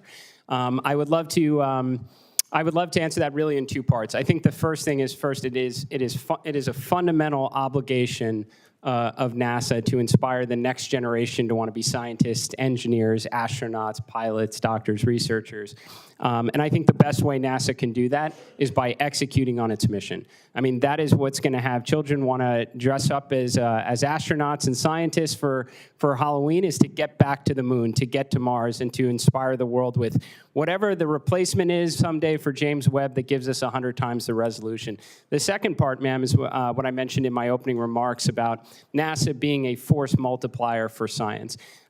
Once we inspire them in their youth to want to grow up and join this grand endeavor, we want to get them hands-on in their various academic institutions. I think NASA can lend its expertise, its talent, its bulk buying of rockets, its standard bus architecture, and get academic institutions to want to contribute, whether it's building probes or sensors, get them hands-on so when they graduate, they want to join the greatest space agency in the world. Very good. You know, I think not just with space, but also with medical developments right now, because of a combination of mapping of the human genome. I'm home of Mayo Clinic, Minnesota, as well as the potential of AI to do good when it comes to things like rare diseases. We're just on this cusp of scientific development kind of bursting out. And I do get concerned about some of these cuts to science-based research and agencies across the government, not just space-related. Will you be an advocate for science within the administration? Yes, ma'am. I do believe the president is looking to usher in a golden age of science and discovery. Personally, I just spent a few days ago with 40 different science and researchers sharing the results from my most recent mission to space. I'm passionate about science. I'd love nothing more than to continue to see NASA go out and try and unlock the secrets of the universe. Thank you. Phenomenal plugs for Minnesota in that questioning. Always find a way. You'll learn that soon, Mr. Marino. So Senator Moran, see if you can top that for Kansas. Well, that wasn't what I intended to talk about, but I'm happy to promote my state and have to, certainly to Mr. Isaacman. Wichita, in particular, the air capital of the world, Wichita State, NIAR, and these astronauts, when I had a conversation with them by phone, asked me the question, do you know that you have the greatest space museum in the world in Kansas? To which I said, I know that. I'm just pleased that you know that. Can I tell the rest of the world that you're saying those things? And so I thank you for that opportunity, the Cosmosphere in Hutchinson, Kansas. Ms. Trusty, let me start with you. I'm pleased by your nomination that President Trump has chosen to nominate you. I appreciate the friendship you and I have had over a long period of time of my office in Dirksen, and we've passed and had conversations in the hall for a long time. I have great faith in you. Let me ask you these, well, on that topic, let me tell you that it's been my disappointment over time to watch the FCC become much more partisan and incapable of reaching decisions. It's changed in the time that I've been in the Senate, as the Senate has changed in the time that I've been in the Senate. And I would encourage you to use every effort to find ways to find solutions to problems and to bring the commission together to serve the American people. And I don't know that I need to ask you, but I assume you would say that you will do so. Yes, absolutely, Senator. Thank you. I want to mention just spectrum policy, as a couple of my colleagues have mentioned before. Looking at Congress's options about authorities to the FCC when it comes to reauthorizing that spectrum auction authority, what would your recommendations be? Thank you, Senator. I think this is very important. So I would recommend that Congress restore auction authority as quickly as possible. I think it can be a catalyst to investment and innovation, particularly as it relates to expanding broadband infrastructure across the country.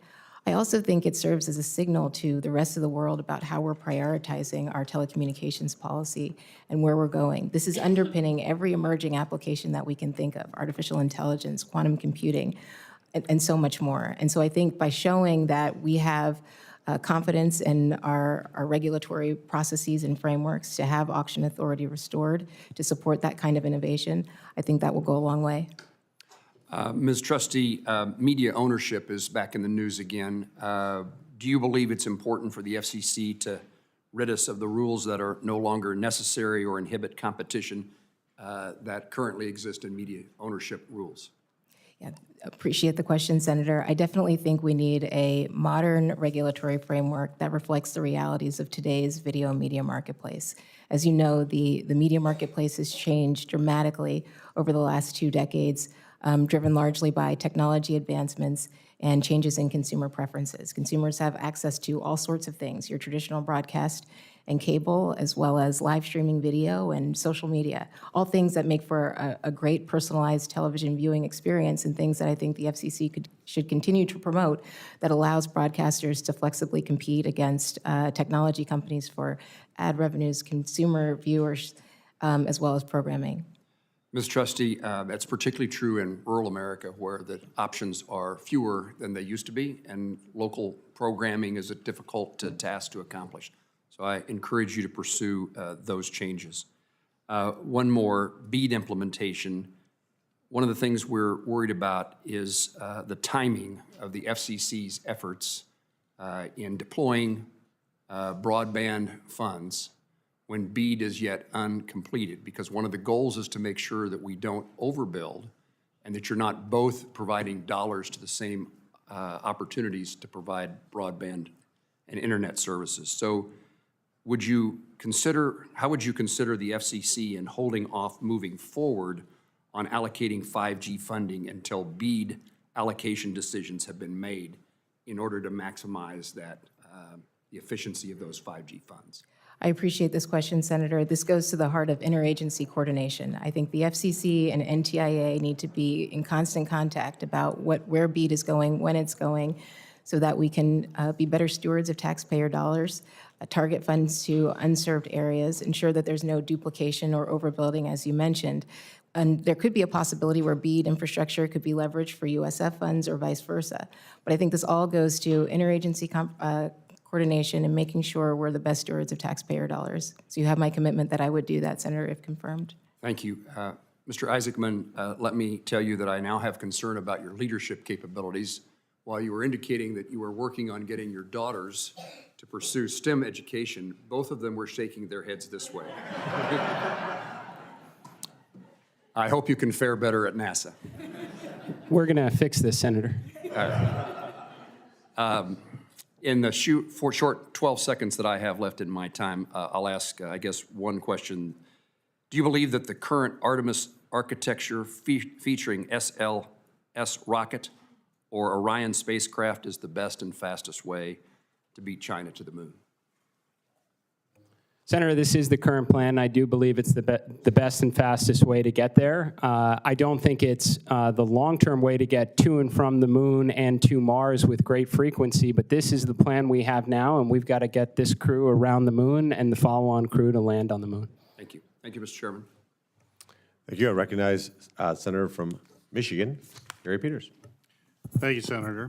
Congratulations to both of our nominees here on your nomination to these important positions.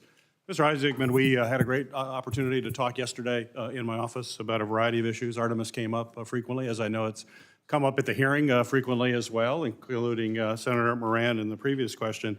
And you suggested here and there that NASA can pursue the Artemis program or a mission to the moon and a potential Mars mission in parallel tracks, is how you've been describing it. I'm concerned, though, about the possibility of achieving that while we expect budget cuts to NASA. We've already seen cuts, and somewhat significant cuts, I would argue, to staff at NASA. So my question for you is, do you agree that budget cuts would undermine that vision that you are expressing? Well, Senator, I think right now NASA has a pretty extraordinary budget. I believe it's close to every federal law enforcement agency combined ×2. With that budget and those resources available, I do believe we can do the near impossible. I think we can have multiple flagship scientific missions at once, which means we can have multiple space exploration missions at once and try and solve the space economy in low Earth orbit, sir. Even with budget cuts, you'll be able to do that? Well, Senator, I'm not familiar with what what's potentially being contemplated, but I will absolutely do the most with the resources available to try and deliver on NASA's world-changing mission, sir. So given I think it's pretty clear we're likely to see constrained budgets, how do you envision speeding up our timeline for the Mars mission that you talked about while also ensuring that Artemis is properly resourced and protected from any future cuts that may come their way? Well, Senator, I think across the board, we have to acknowledge, as I mentioned in our opening remarks, we do have problems here. The presidents have called for return to the moon and a path to Mars since 1989. We spent a lot of money, and we haven't gotten this crew around the moon, let alone landing on it. If I'm confirmed, I absolutely am going to roll up my sleeves and get in the trenches with the best and brightest and figure out where we have our program challenges, what's impeding progress, clear those obstacles, and get back to delivering on the mission. If we can do that, then we're going to get the inspirational side of NASA going, we're going to get the STEM side growing, and the next generation is going to grow up and want to reach even farther, sir. As you know, public-private partnerships between NASA and commercial space companies is a critical part of space exploration efforts. You know that firsthand from your flight to space twice with SpaceX. And I understand that you have business ties with SpaceX previous to your nomination as well. My question for you, given the fact that Elon Musk serves both as the CEO of SpaceX as well as is a White House employee and leader over DOGE, which has significant influence over spending and contracts, at least that's what we have been seeing.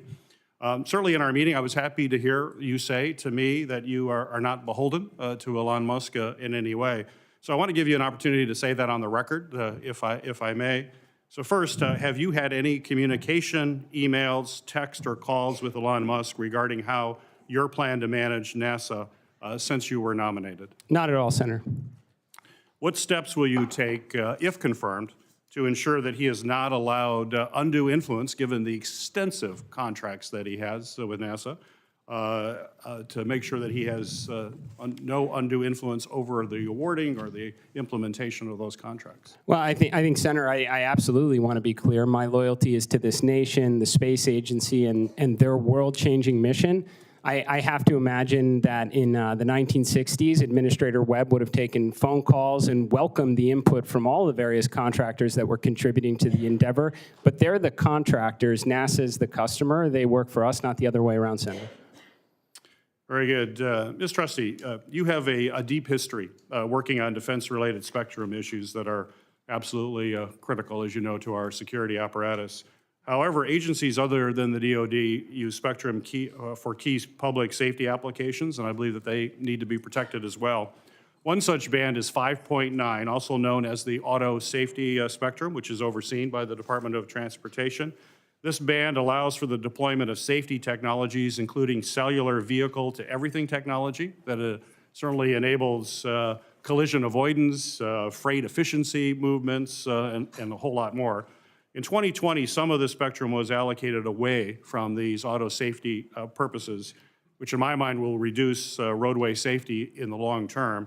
And I believe we can't let that happen again. I think my senator from Ohio will agree that we have to make sure auto safety is always put at the forefront of considerations when it comes to the spectrum.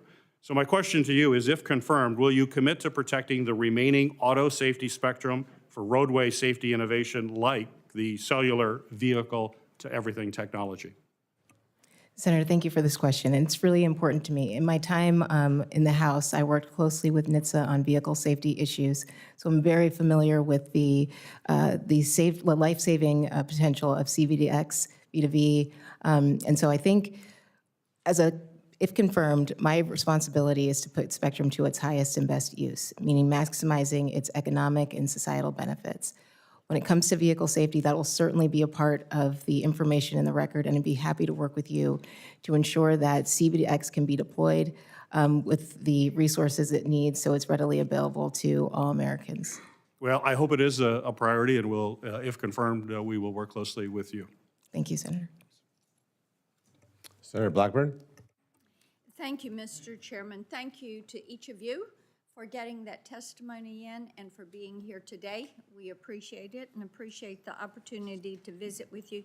Mr. Isaacman, I was so pleased to hear you talk about nuclear propulsion. We have Oak Ridge National Labs. We have Arnold Air, which is the only place you can do hypersonic testing. And of course, Huntsville and Marshall Space Flight is very close to our Tennessee border. We have a lot of Tennesseans that are there. So pleased to hear you put some emphasis on that. We agree with you that emphasis needs to be placed there. But I want you to just give me a synopsis of what you think is the most important area of competition as we look at what is happening with China, with Russia, with great power competition, what North Korea and Iran are doing. Senator, thank you very much for the question. For starters, competition can work really well. I think competition from a commercial perspective is doing great. We've gone from a world where at one point in time, the nation had a dependency on one launch provider and foreign rocket technology. Now we have a very mature commercial industry with several providers able to help us accelerate mass and people and astronauts into orbit. Well, competition works well on the global stage as well, ma'am, so long as we don't lose. And right now, I mean, that couldn't be more important in the ultimate high ground of space. I mean, that is a critically important domain. NASA will continue to press out, lead the way in that ultimate high ground, but we're going to need our partners in the Department of Defense, the Space Force. We're going to need to be collaborating and making sure they're watching out for us.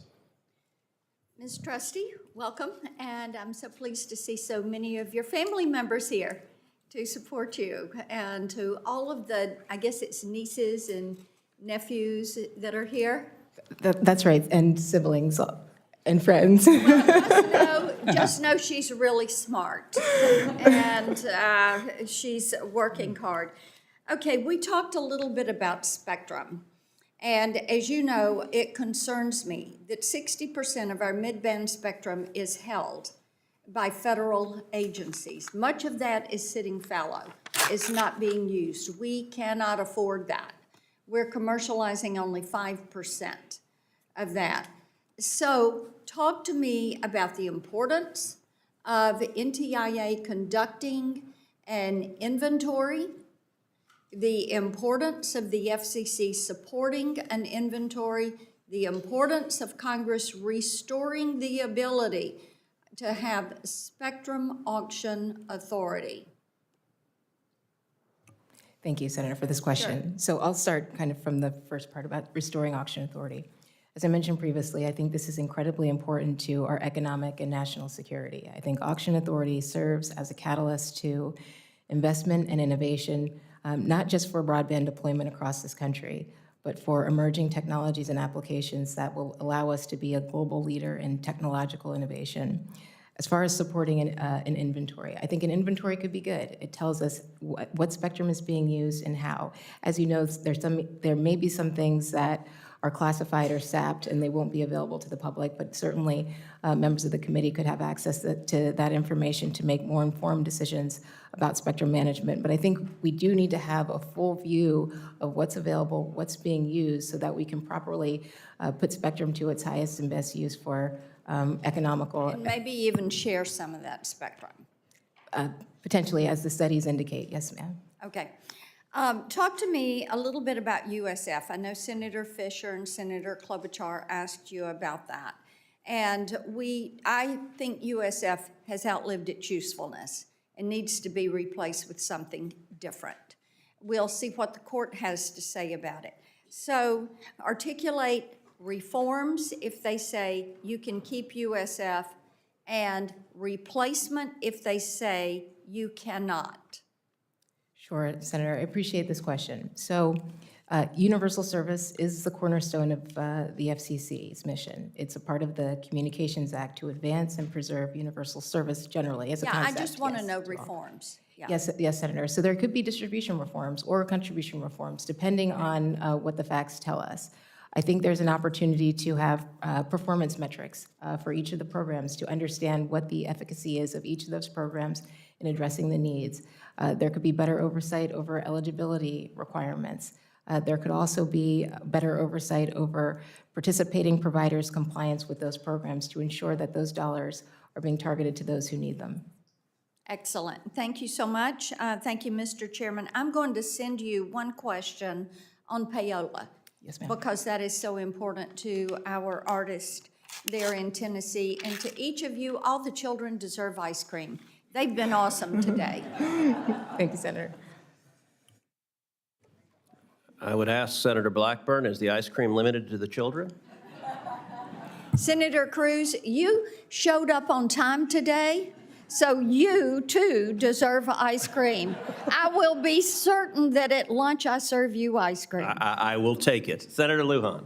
Well, it looks like I'm joining you for lunch, Mr. Chairman. Mr. Chairman, thank you for this hearing today. It's good to see you both here and with family support. That means something. Ms. Trusty, in last month's Supreme Court oral arguments in the USF case, the Solicitor General noted that the FCC commissioners do not have statutory for-cause removal protections. In our meeting yesterday, you stated that the issue of for-cause removal was subject to pending litigation and that you would not weigh in. Regardless, it appears that President Trump believes he can fire you at will when confirmed. How will you maintain your independence if the president can fire you simply because he may not like a position you take? Thank you, Senator. I appreciate the question, and I understand the importance of the issue. My job, if confirmed, is to focus on upholding and enforcing the law. Whatever happens with what's subject to pending litigation, my first obligation is to fax the law and with respect to the proceeding that comes before the commission. And that's, I think the FCC has a very transparent and open process, and my commitment would be to making sure that I have, what I commit to, I have no fear, I would, without fear or favor, I would make a decision with respect to any individual or entity that comes before the commission. I appreciate that. Yesterday when we spoke, I shared with you as a former utility commissioner and the importance of the training I received as an administrative law judge. And while we may be able to gather information elsewhere, it's the importance of the record.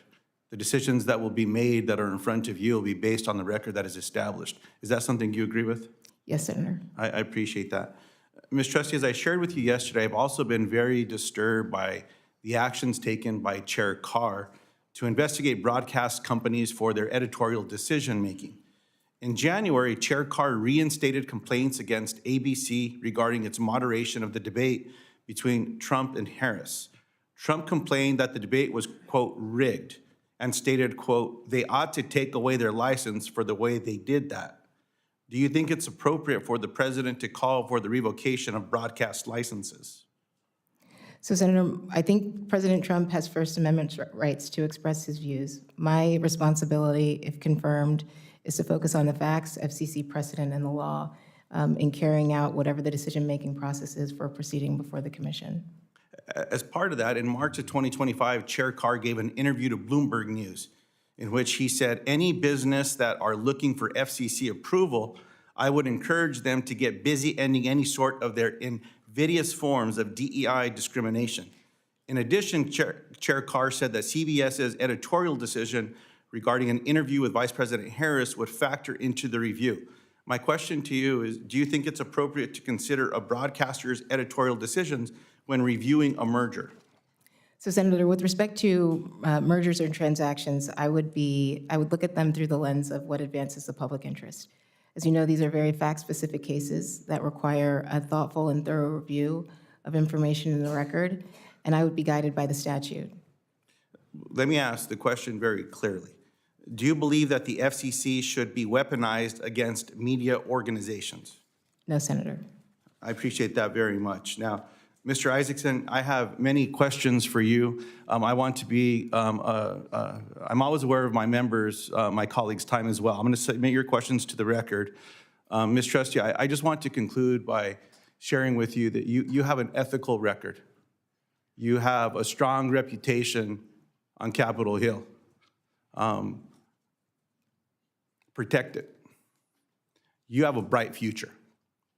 We need good Democrats, good Republicans. I don't agree with all your positions. I don't agree with all my Democratic colleagues' positions. But the FCC should be a strong, independent body. We need good people there, and I appreciate you being here today. I yield back. Mr. Chairman, if I could, before we continue, for the record, Senator Fetterman would like to be recorded as an aye by proxy on the Roth nomination. Without objection, the record will be corrected to so reflect. Senator Sullivan. Thank you, Mr. Chairman, and to our nominees, congratulations, and thank you for willing to serve your country and your families. Great to see so many families here. Ms. Trusty, I want to make sure I get your commitment off the bat to come to Alaska, see the many challenges we have in Alaska. You can bring your whole family. We can do it during the summer.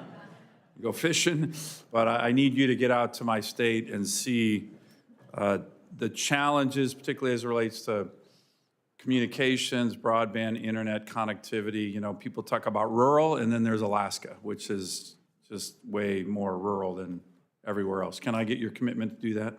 Absolutely, Senator. And you know, when the FCC commissioners do that, they've all come to our state. They realize that in terms of the FCC, there's really the need for importance on embracing flexible policies as it relates to Alaska. The FCC came up with the Alaska Plan, as I'm sure you're aware of, and then they've now referred to that as the FCC's Alaska Connect Fund.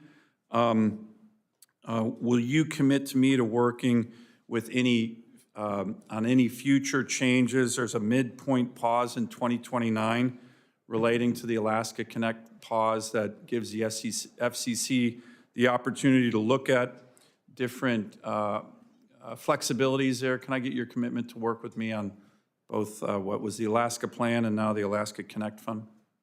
Yes, Senator, I'd be happy to. That has strong bipartisan support over the last several years in the FCC. Pretty much all the commissioners have supported it. Can I get your commitment on that? Yes, Senator. Great. I'm going to ask you a question for the record on media ownership that I'd like your response on. Mr. Isaacman, have you seen the movie The Martian? I have, Senator. Okay, I have well, my daughters are older now, but when I took them to see that, they were very inspired. And you kind of have the Hollywood version, the live version right here with all these smart, good-looking astronauts in our hearing room today. Can you give me your ideas on how to promote better through media, maybe even through Hollywood, these upcoming missions to the moon, missions to Mars, to inspire our young people? I think it's a really, really great opportunity. I don't think NASA's always embraced that opportunity, but we have so many exciting things on the horizon, and I mean it when you look at these astronauts and how smart they are and how inspiring they can be to young Americans to serve their country, to study science. Give me your thoughts on that and what an opportunity we have to take advantage of that.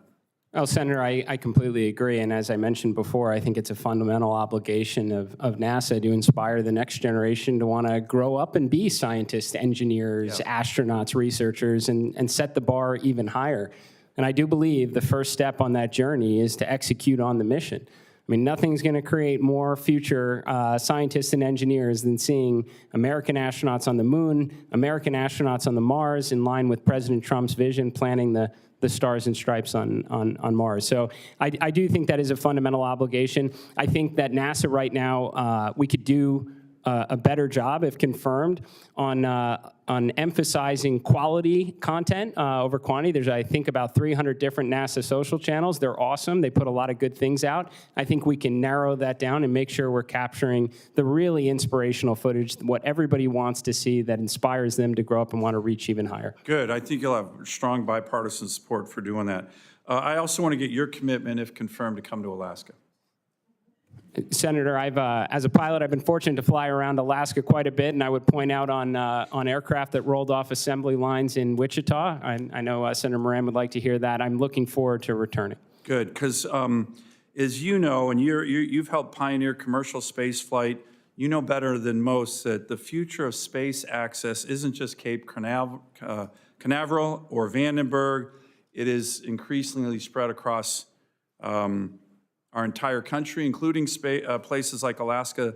The specific spaceport complex on Kodiak Island is the only high-altitude polar-capable spaceport in the United States. There is rising demand for facilities like that at Kodiak in terms of both government and commercial launches. They've done both, and I would love to take you out to Kodiak Island, not just to see the largest brown bears in the world, of which we have thousands, but a really, really up-and-coming spaceport complex. Have you ever spent time out at the Kodiak Spaceport Complex? Senator, I have been there. I did not see any bears. I was looking, and I would love to return, sir. Okay, so you and I are going to return, and we'll get an eye on some bears, maybe do some fishing with Ms. Trusty when she brings her family.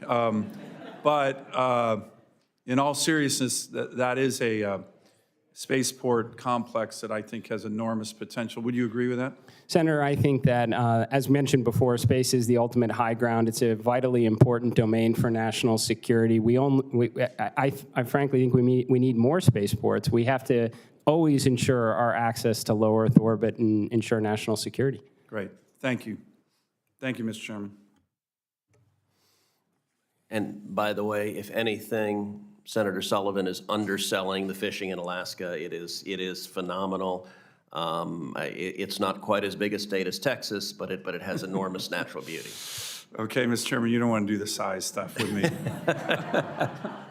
Senator Blunt Rochester, at yet another massive state. That's correct. That's correct. Delaware. And we are, that's right. We're the first state, though. That's the important thing. Thank you, Mr. Chairman, and to Ranking Member Cantwell. Welcome, Ms. Trusty and Mr. Isaacman and your families. I'd like to start my questions with Ms. Trusty. As an avid tech person myself, I love this stuff. Based on predictions, I've seen that 6G is coming sometime in the early 2030s. And I've heard exciting things about how 6G networks will be integrated with AI to enable better connectivity. In the House, I was fortunate to lead bills on immersive technology and it really helping us train our workforce. AI literacy was one of the bills that I focused on, and just the notion of being able to do things in real time, real-time adaptive changes presents a lot of opportunities, but it also presents challenges. There were some issues that delayed the initial 5G rollout, such as Huawei's being used as a potential supplier, infrastructure build-out issues, and more.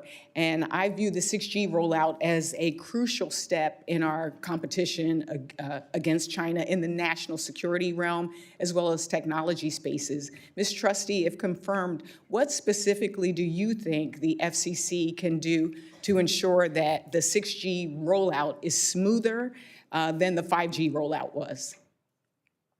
Great, thank you for the question, and I really agree with so much of what you said. I'll start with cybersecurity and making sure networks are deployed in a secure way, and I applaud this committee on making sure the Rip and Replace Fund was fully funded. I've been interested to see the creation of the National Security Council at the FCC, and I think that's an opportunity for the FCC to leverage its authorities in the Secure and Trusted Communications Networks Act to ban other high-risk equipment and vendors from our nation's communications networks. I also think the FCC can promote the adoption of open radio access network technology, which can help diversify and strengthen our domestic supply chain so that we're not overly reliant on one or two vendors. And I think it can help increase security, competition, and ultimately reduce the cost of providing these networks in the first place. I'm a big supporter as well on strengthening our supply chains. We actually have a Cantwell, Blackburn, Blunt, Rochester bill. I like to call those my strange bedfellows bills, where we come together on these issues that we know are going to affect all of us.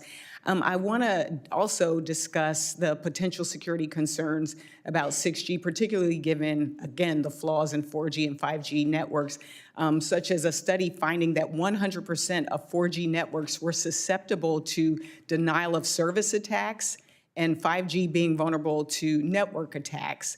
I know this is an easy one, so maybe it's a yes or no. Will you prioritize cybersecurity for 6G networks? Yes, Senator. And what other potential measures do you think the FCC can take to best secure 6G networks in particular? You know, I think this, a lot of this can be done through AI. I'm really excited about the development of the technology, and I think there are tremendous use cases in not only detecting fraud and scams, but securing the network itself. So if I'm confirmed, I would look to leverage artificial intelligence in these ways. You kind of preempted my next question, which deals with so many Americans. It's estimated that around 4 million or 4 billion robocalls are made per month. In fact, Delaware, while we're the first state, I don't like the fact that we're the first state in robocall complaints. I think I've probably received 4 of them while I was sitting here. And there's now this AI-powered grandparent scams. Back when I was in the House, as I mentioned some of the legislation I introduced, but we had one on the Fraud and Scam Reduction Act to help tackle scams that target seniors.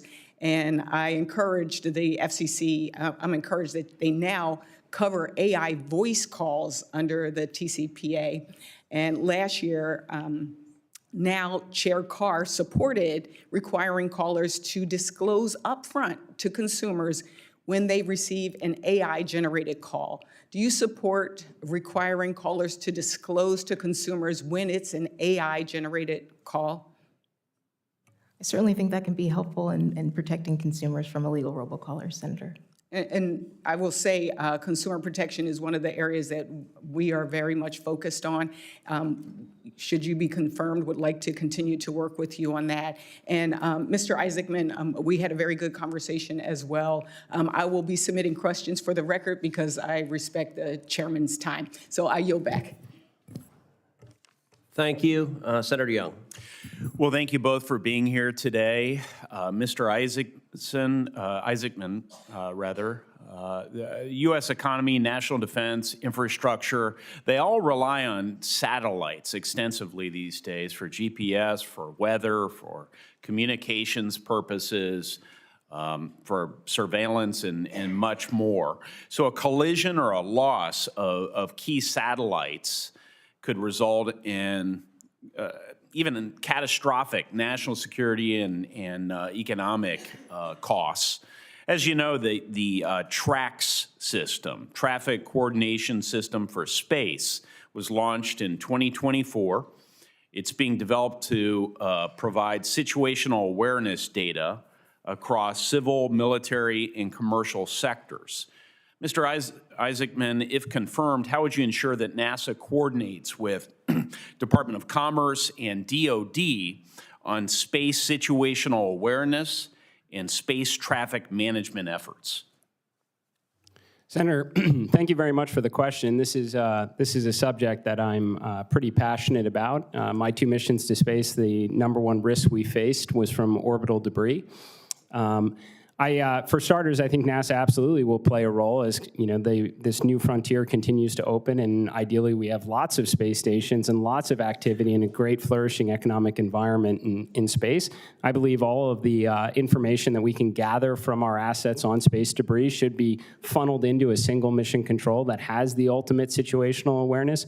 But I have to say also the biggest threat, Senator, is what we can't track. What is so tiny, the millimeter-sized objects at orbital velocity that can shred a satellite or a spacecraft. And in that respect, we have to stop adding to the problem. The United States is very good at not adding to the problem. I can't say that's the same for some of our geopolitical rivals, sir.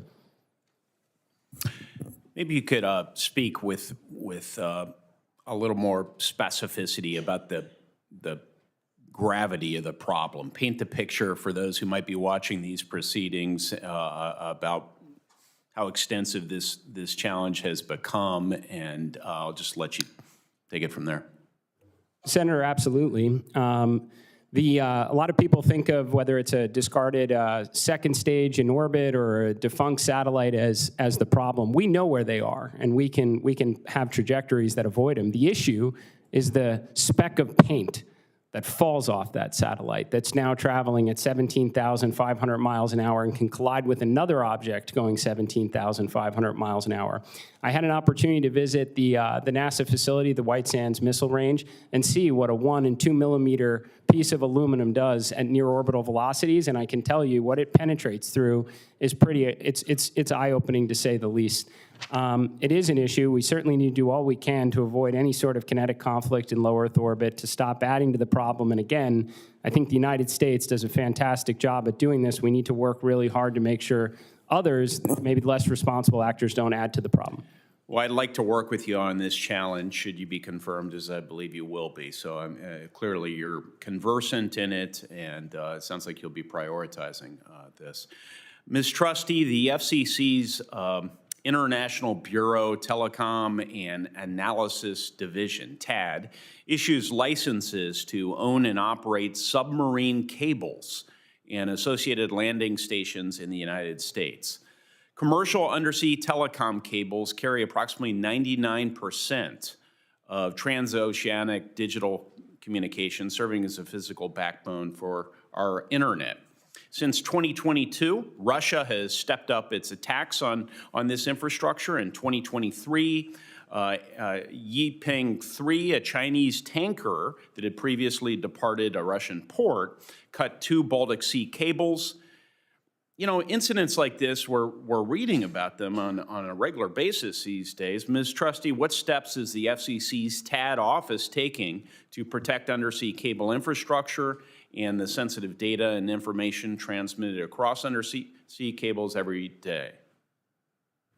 Thank you, Senator, for the question. I think this is such an important issue. I focused a lot on it during my time on the Armed Services Committee. This is such an important part of our critical infrastructure, and I think we need to do more to secure it. As you mentioned, the FCC works closely with Team Telecom to review and approve undersea cable applications. I think we can promote more transparency in our foreign ownership in these undersea cables so we have a better sense of what the risks might be. I also think we should try to promote more U.S.-led undersea cable projects so that we can eliminate the risks entirely. In addition to that, I think exploring the diversification of undersea cable routes to ensure that there's no single point of failure to the extent an undersea cable is disrupted. But I think as a protective measure, we should work on strengthening our disaster recovery and emergency response plans, given that some of these cables are so vulnerable to exploitation. But if I'm confirmed, Senator, this would be a priority of mine. My office will follow up with you on some of your answers for further elaboration, but I do get the sense you're very much dialed into this. I'll just make one last comment, knowing that we have colleagues waiting.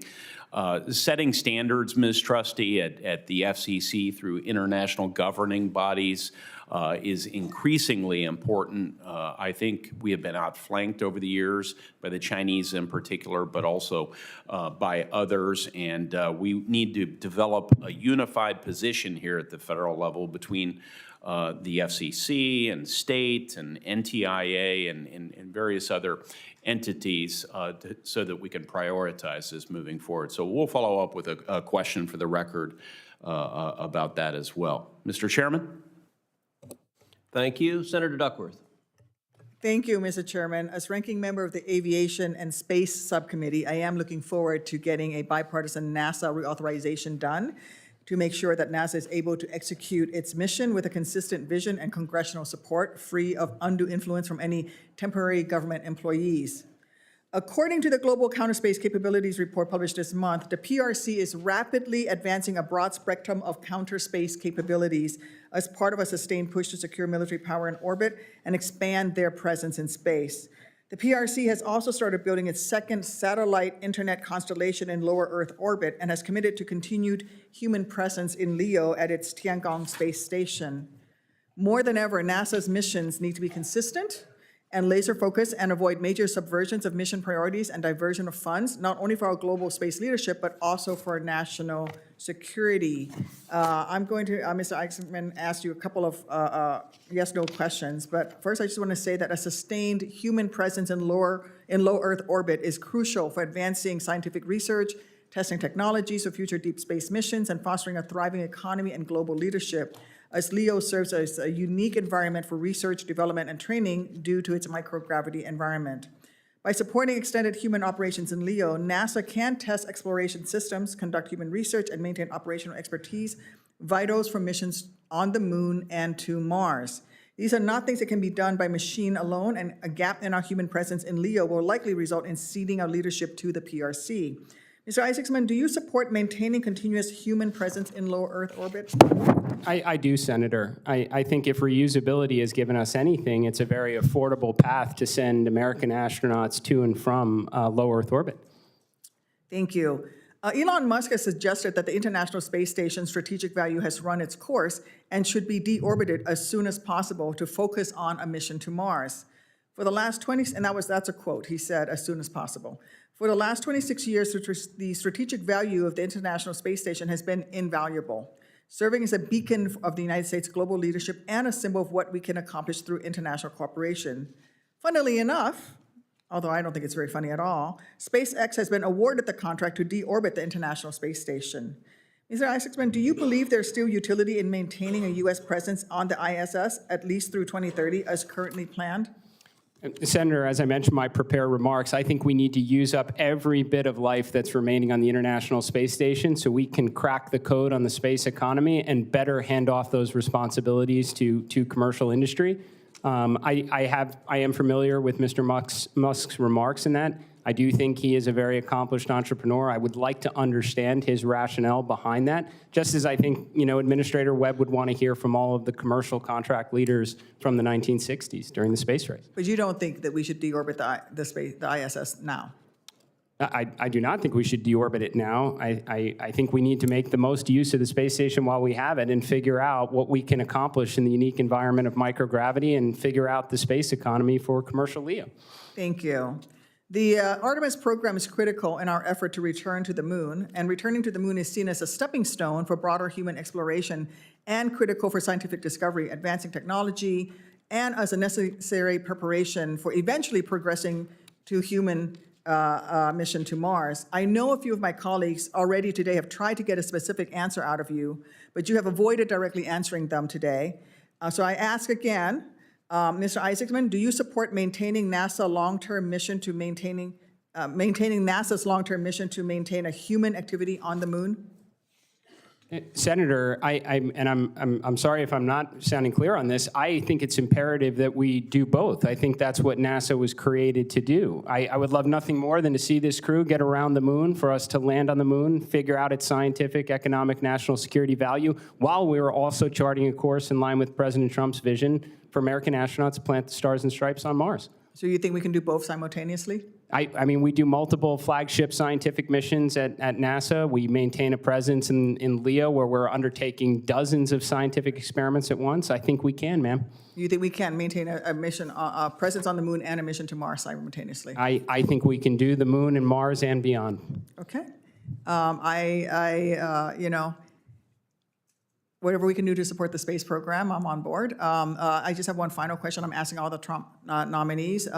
If given an illegal or an unconstitutional order by President Trump or your superiors, would you oppose it? I don't think President Trump would give an illegal order, but I would follow the law, ma'am. And you would oppose if he were? I don't believe the president would give me an illegal order, ma'am. Okay, that's fine. But if given an illegal or unconstitutional order, will you oppose it? I will always follow the law, ma'am.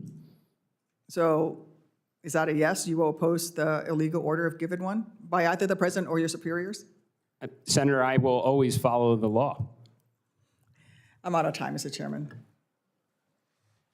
Senator Moreno. I'll start with you, Mrs. Trusty. Thank you so much for taking the time in my office. We did not know each other before meeting with you. Your parents are beaming with pride, which I love to see, with good reason.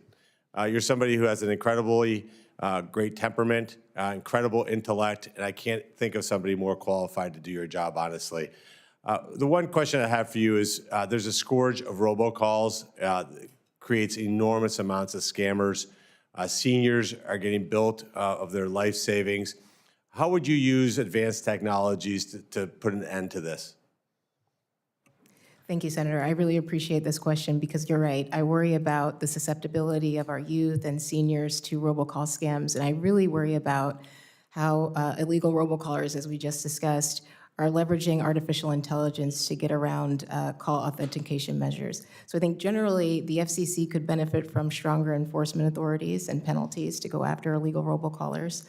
I also think the FCC can continue its work in working with international counterparts as well as states' attorneys generals to go after these fraudsters. But I think we need to discuss more proactive call blocking measures so that these calls never reach the end user. So again, I think artificial intelligence is the key here. Well, thank you, and I can't wait to have you in that agency taking care of it, and I'm sure you will. And again, thank you for serving this country. Thank you, sir. Mr. Isaacman, I'm sure with your deep intellect that you know that the Aircraft Engine Research Laboratory in Cleveland, Ohio, was created 17 years before NASA was created. And there's a sign when you drive into the center that says, "For the benefit of all." What does that mean to you? Well, Senator, I do believe that NASA's mission is to undertake the near impossible, to solve the most demanding, complex engineering challenges, to bring commercial industry, so commercial industry can follow, and to bring the rest of the world along the way.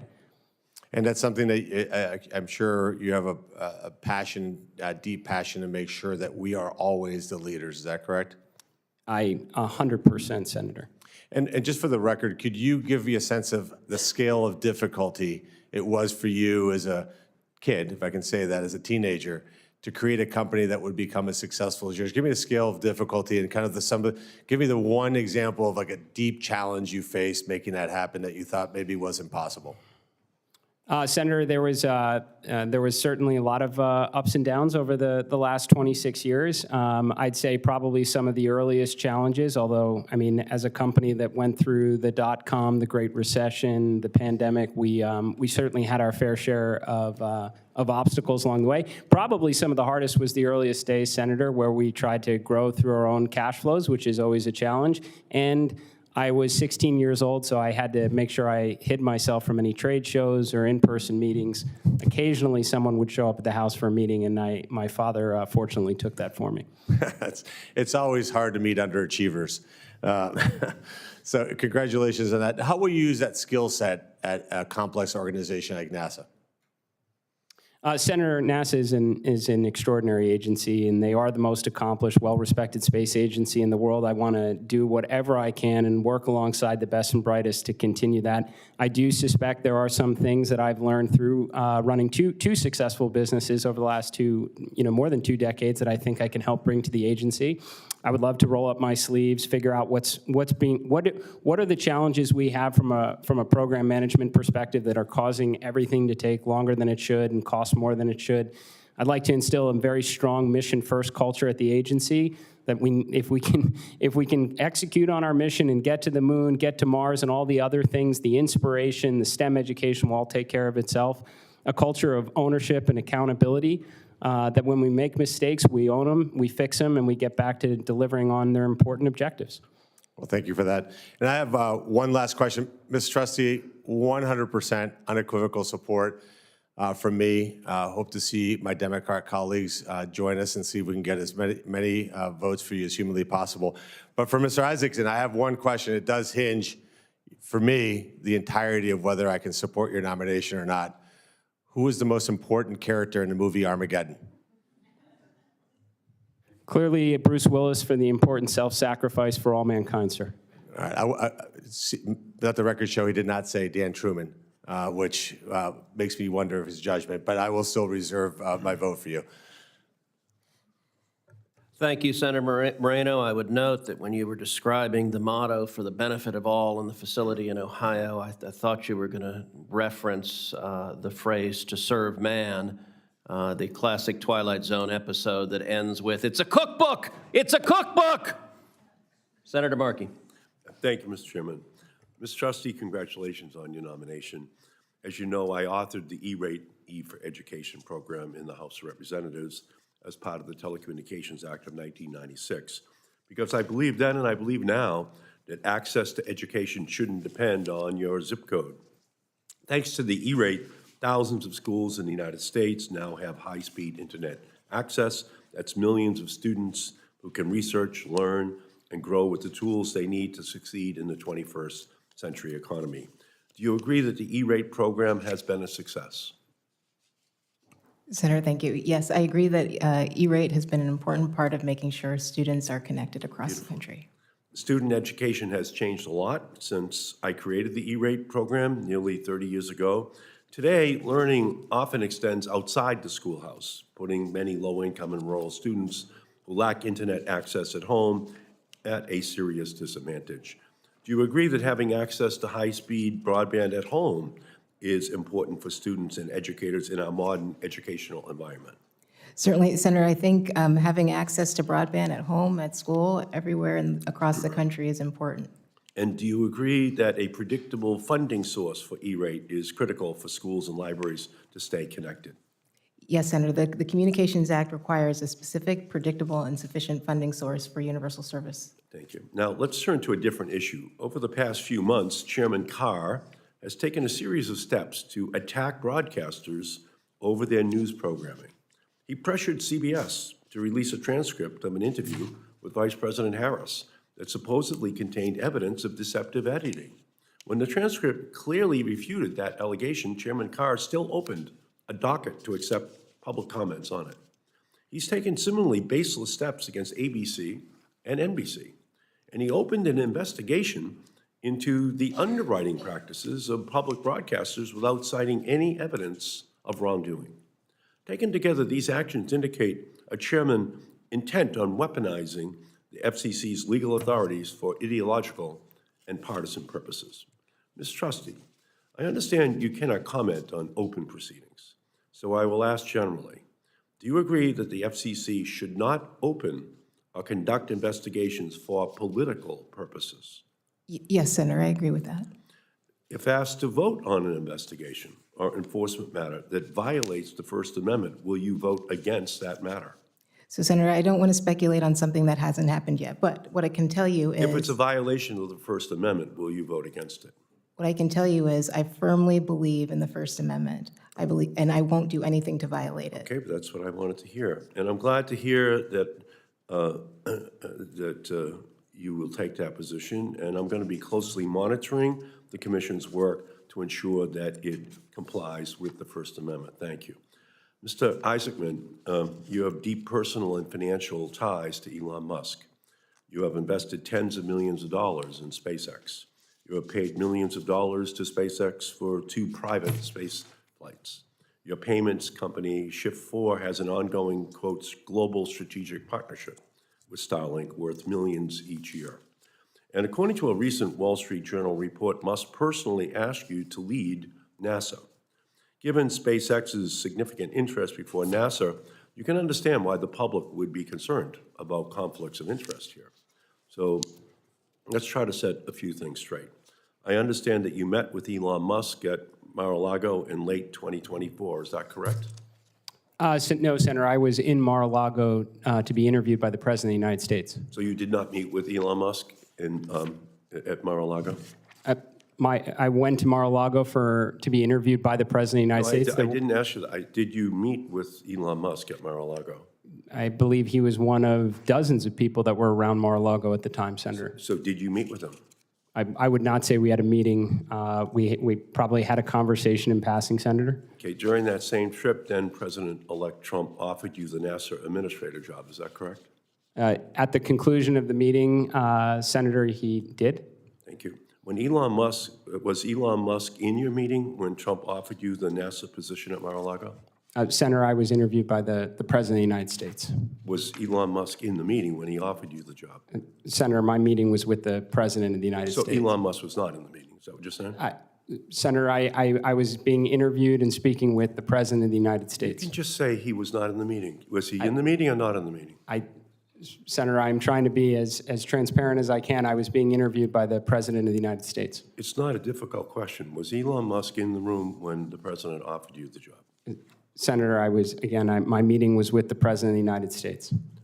I'm assuming that you don't want to answer the question directly because Elon Musk was in the room. I think that's the only conclusion anyone listening to this could reach, unless you want to dispel us of that notion. Senator, again, I was being interviewed by the President of the United States, and I'd also say I have no... that's not, I appreciate that. I'm just trying to determine Elon Musk's role in this, and you're not willing to be fully transparent. Have you discussed your plans for NASA with Elon Musk? I have not. So those questions obviously raise serious questions. And I want to turn to one more specific question. From monitoring sea level rise to polar ice loss to wildfires, NASA's satellites are the backbone of climate research used by scientists, policymakers, and the public across the globe. NASA's Earth Observing System collects and archives more than 147 terabytes of data each day. This data underpins climate action efforts at every level of the government, and it drives global research collaborations, and it informs life-saving disaster response. It's a public good, yet the Trump administration is seeking to undermine that. A recent investigation found that large swaths of climate data sets, visualizations, and web tools, once publicly accessible, have been altered or taken down. This unprecedented rollback of public information compromises scientific continuity and transparency at a time of accelerating climate threats and extreme weather events. If confirmed, will you commit to fully restoring and maintaining access to data, as well as resisting any political pressure to sideline climate research at NASA? Senator, I can tell you I am very passionate about the Earth Sciences Division inside of NASA, especially with respect to anything that has impact on human life and the financial repercussions for remediating things such as wildfires, landslides, flooding.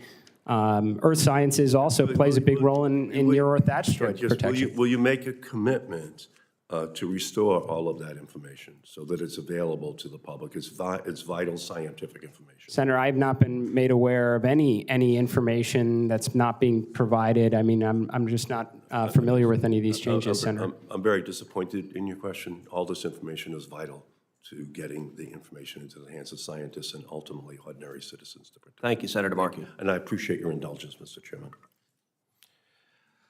Mr. Isaacman, in response to Senator Duckworth, you said multiple times you will follow the law. Under every circumstance, you will follow the law. I appreciate that commitment.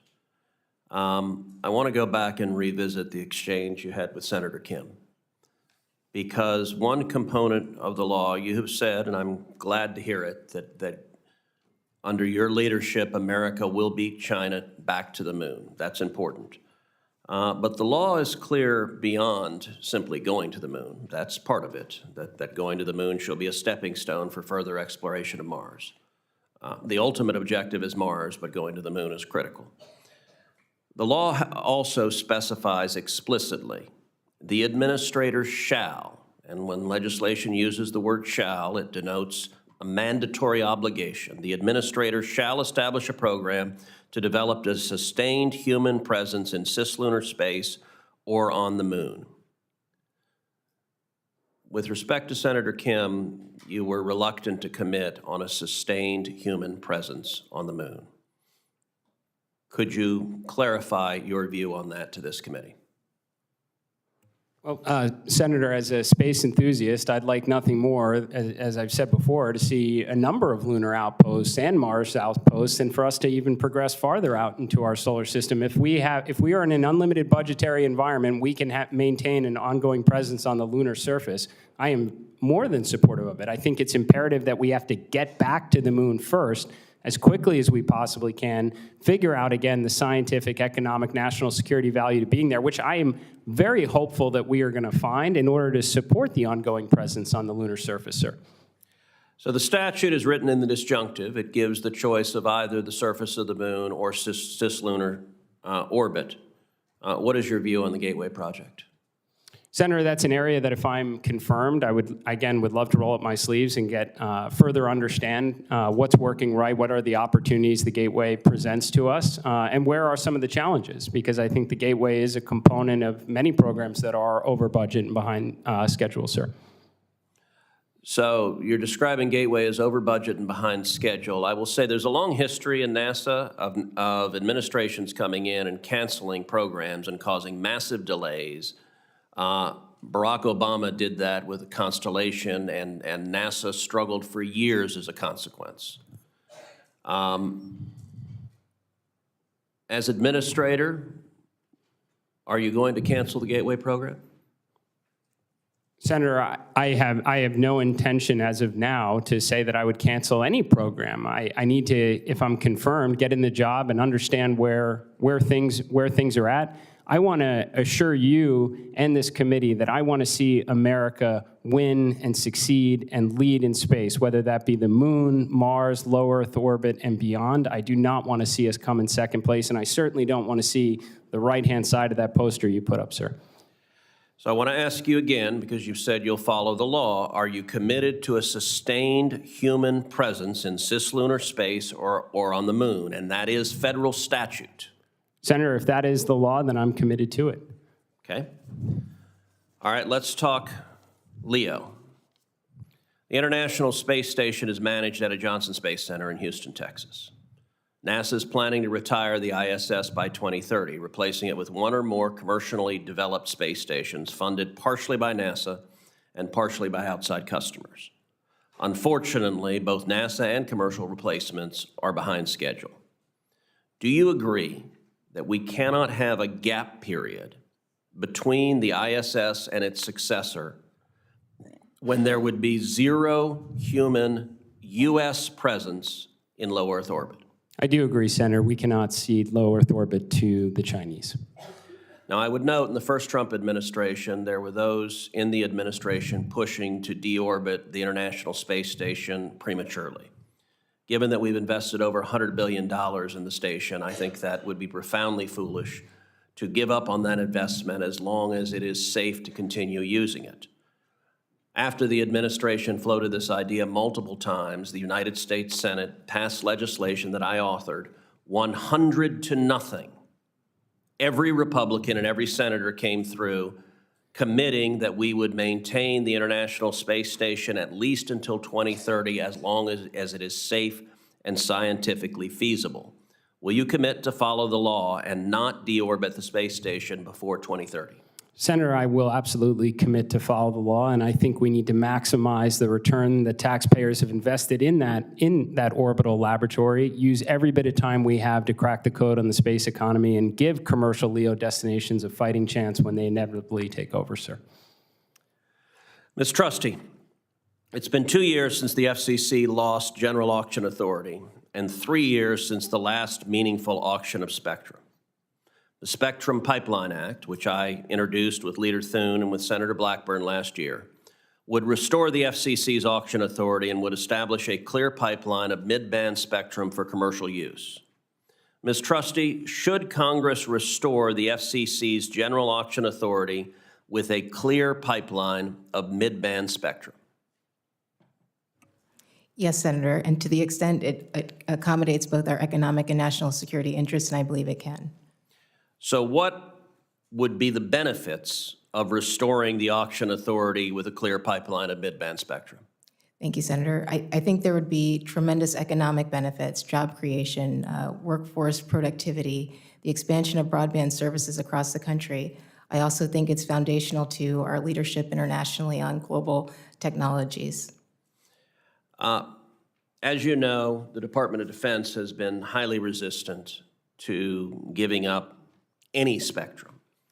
And for a long time, they have given a parade of horribles as to what would occur if any spectrum moved to the commercial sector.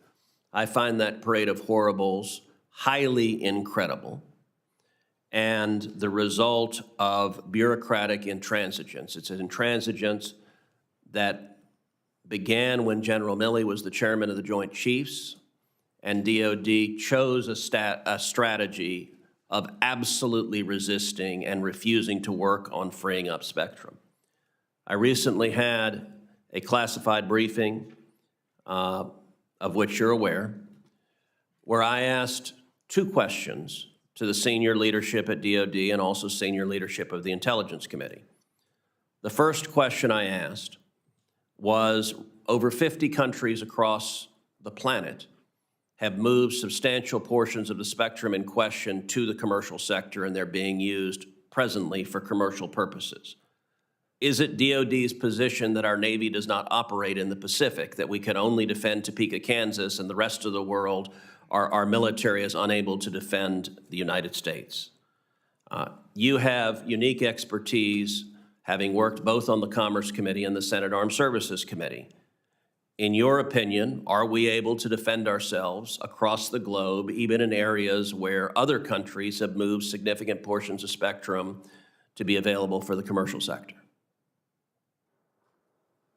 Senator, I appreciate this question. So I'll say I'm not privy to all of DOD's spectrum assets and capabilities, but I do think there's an opportunity to move forward on spectrum policy that protects both our national security and advances our economic interests. And I think what that really requires is, like you said, having classified briefings or briefings in the public where multiple stakeholder perspectives are represented to challenge positions on various matters. I think it promotes transparency and it ensures, I think, there's more cohesion on spectrum matters going forward. The second question that I asked DOD that they had a totally insufficient answer to was, what would be the national security consequences, and I would add the economic security consequences, if America loses the race for 6G and the global telecom architecture is built by Huawei and controlled by the Chinese communists, and every active duty serviceman and woman who has their own cell phone is now communicating over Chinese telecom infrastructure. In your judgment, what would be the economic interest and the national security interest if that occurred, if we lose the race to 6G? Senator, I hope we could all agree that it would be devastating to our economic and national security interests if we had to be reliant on Chinese technologies. Senator Cantwell. Thank you, Mr. Chairman. Glad I made it back. Ms. Trusty, you both. I did filibuster a little bit for you. Thank you. I wanted to go back to that virtual multi-channel video programming distribution issue at the FCC. I want to understand whether you think the FCC should re-examine and negotiate with online platforms that carriage of local news content. I'm concerned that these large platforms, because of the way things have evolved with the affiliates kind of leaving the broadcasters to themselves, and yet they could have some ability. Right now, I believe local broadcasting is holding us together in a lot of ways. It's a trusted source of content that people believe in. They believe their local news organization. They think that model probably wouldn't exist if the community didn't believe in the product. And so we don't want to lose that. But as the digital age continues to evolve and these products and services continue to evolve, like YouTube now being a dominant content distributor, then the ability to negotiate directly with them is a big revenue opportunity, if you will. So how do you look at that issue?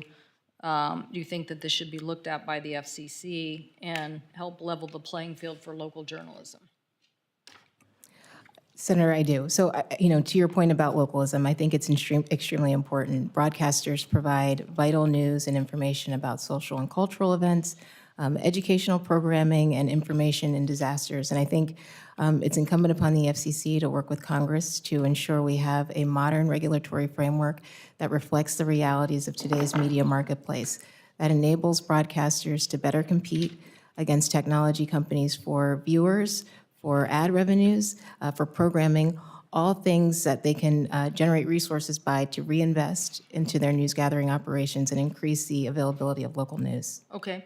And what do you think the best way for, I think they opened that case many years ago and then closed, then haven't reopened it, or actually, technically, I'm not sure about that. You probably know the answer. I It's think it's probably still- like in quasi-land where you could just easily reopen it. Is that right? Well, I think it's still open before the commission. I'm happy to take a look at it if confirmed. I know that it's been a question on your mind for the past couple of FCC nominations hearings, but I think it's an important issue, Senator. I'm happy to take a look at it and ask the questions. Right, but you think it should be re-looked at? Is that? I'm certainly happy to Yes. take a look at it. Yeah, okay. And then I can't even, okay, I'm sure you believe in the First Amendment. I'm sure you believe in not weaponizing, making sure that we have a free press. Back to this broadband issue, as we've continued to allocate resources and look to the FCC, what do you think the best thing the FCC could do now to put more clarity behind the shortfall in broadband inequities? So I think when we talk about broadband inequities, I think about affordability and adoption. And so with respect to affordability, I think we can promote more competition, embrace more technologies. I think when you have more choice in the marketplace, that helps to reduce the cost of the service. I also think we can focus on removing regulatory barriers that might impede broadband deployment or raise the cost of broadband deployment. If those regulatory barriers are out of the way, I also think that can reduce costs for consumers. Of course, we have the Lifeline program as well.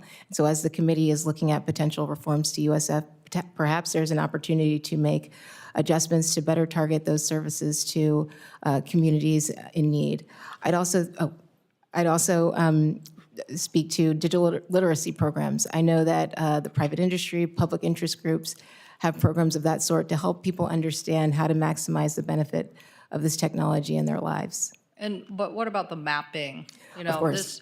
I mean, I think we might probably even shared with you that Microsoft data that they came up with, which can tell you by household who doesn't have broadband. Absolutely. I think maps are foundational to closing the digital divide. And we have the Broadband Data Act, but of course, there's always room for improvement. So if I'm confirmed, I would welcome the opportunity to work with private sector stakeholders like your own constituents to better improve the maps. Well, I think it could help us elevate a conversation into what are the choices that we could have if we really understood that people at $40,000 of income probably aren't buying broadband, which means their kids from a school perspective and other things might not be getting the access that we want, and then obviously the impact it has on communities. And then back to the spectrum, I listened to what you said earlier, even though I've been running in and out at various votes, that you believe that the DoD side of this equation needs to be thought through, that your experience here and then your experience there gave you two different viewpoints on this. How do you think the FCC could best help in resolving this issue? How do we, let me say it differently.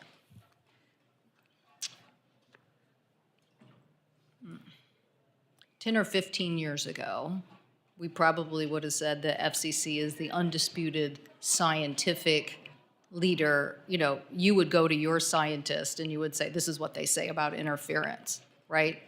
But now the world's changed, and we have so much more on the technology front. And now we have agencies disputing each other, right? DOD and FAA, or various things.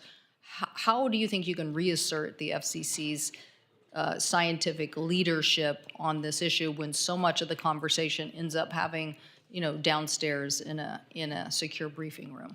Sure, I appreciate this question. I think this is probably the heart of the issue, that engineers don't agree on interference metrics, among other things. So this is where I think the FCC NTIA MOU, Memorandum of Understanding, could probably come into play. The one that they just did? Or you mean a new one? Maybe a new one that's Okay. updated and reflects some of these other considerations. Maybe we have to hire more engineers and technical people to help address this issue, who have experience in both camps as well. So those are potentially some ideas to address this. And then what about the secure nature of this? I'm pretty sure, Mr. Isaacman, it is interesting you're here together. It's made it harder for all of us because there's ample questions to ask both of you. But you are an intersection of a very big, important, what is not just a communication system, but is a vulnerability for national security if we don't get it right. And so I think Mr. Isaacman can tell you how broad he thinks this is going to go in the future, the constellations, not just the LEOs that he's talking about, but how much more of this communication is going to happen through the satellite system and why we have to have this layer of security. But do you have ideas that you think the FCC could do in listening more to the a framework by which the private sector and agencies could have more conversations about what the future looks like, and thereby, find some more common ground? So I think this goes back to a conversation we had a little bit earlier about folks having clearances, because much of this information is classified or in a special access program, and it's very sensitive. And so, I know that some people in the industry do have clearances, but to the extent we can bring those folks into the same room with federal agencies to have these robust conversations about what the needs and interests are, what the objectives are, to try to find common ground, I think that's the most important thing here. I didn't mean to engage you on this, but Mr. Isaacman, do you understand my point that there's so much yet to still happen here? That how do we get the dialogue towards the advancements that could happen when basically everybody needs a national security clearance, and yet at the same time give people an understanding of where we could come together? Ms. Trusty, you do support the effort, the NTIA's report that DOD and NTIA should look at dynamic spectrum sharing. You do support that? Yes, I think we should be investing in dynamic spectrum sharing technologies. Okay. Mr. Isaacman, any thoughts here? Senator, I wouldn't want to encroach on my nominee's clear command over the spectrum here. I would say, at least through the lens of NASA, I'm excited about what commercial industry is working on in terms of next generation technology. My most recent mission to space, we tested out sending an awful lot of data securely over a laser link, a beam of light. I think that's a great way, at least from NASA's perspective, to not add to the demand problem with respect to the spectrum. Mm-hmm. Well, I do think this will be one of the big challenges we face is how do we, if we want this leadership position, how do we think ahead? How do we get this conversation with the private sector who's really doing a lot of that thinking, but also get the DOD part of it and then get the dynamic spectrum part of it done correctly? Okay, well, thank you both very much. Mr. Isaacman and Ms. Trusty, I'm going to ask you a final question required of all nominees. If confirmed, do you pledge to work collaboratively with this committee to provide thorough and timely responses to the committee's request and appear before the committee when requested? Yes, Senator. I do, Senator. Thank you. I have letters of support from various organizations for Mr. Isaacman and Ms. Trusty's nomination that I would ask unanimous consent to be inserted into the record. So without objection, so ordered. Senators will have until the close of business Friday, April 11th to submit questions for the record. These nominees will have until the close of business Tuesday, April 15th to respond to these questions. I thank Senator Cruz for allowing me to come back and ask these questions. That concludes our hearing today. The committee stands adjourned.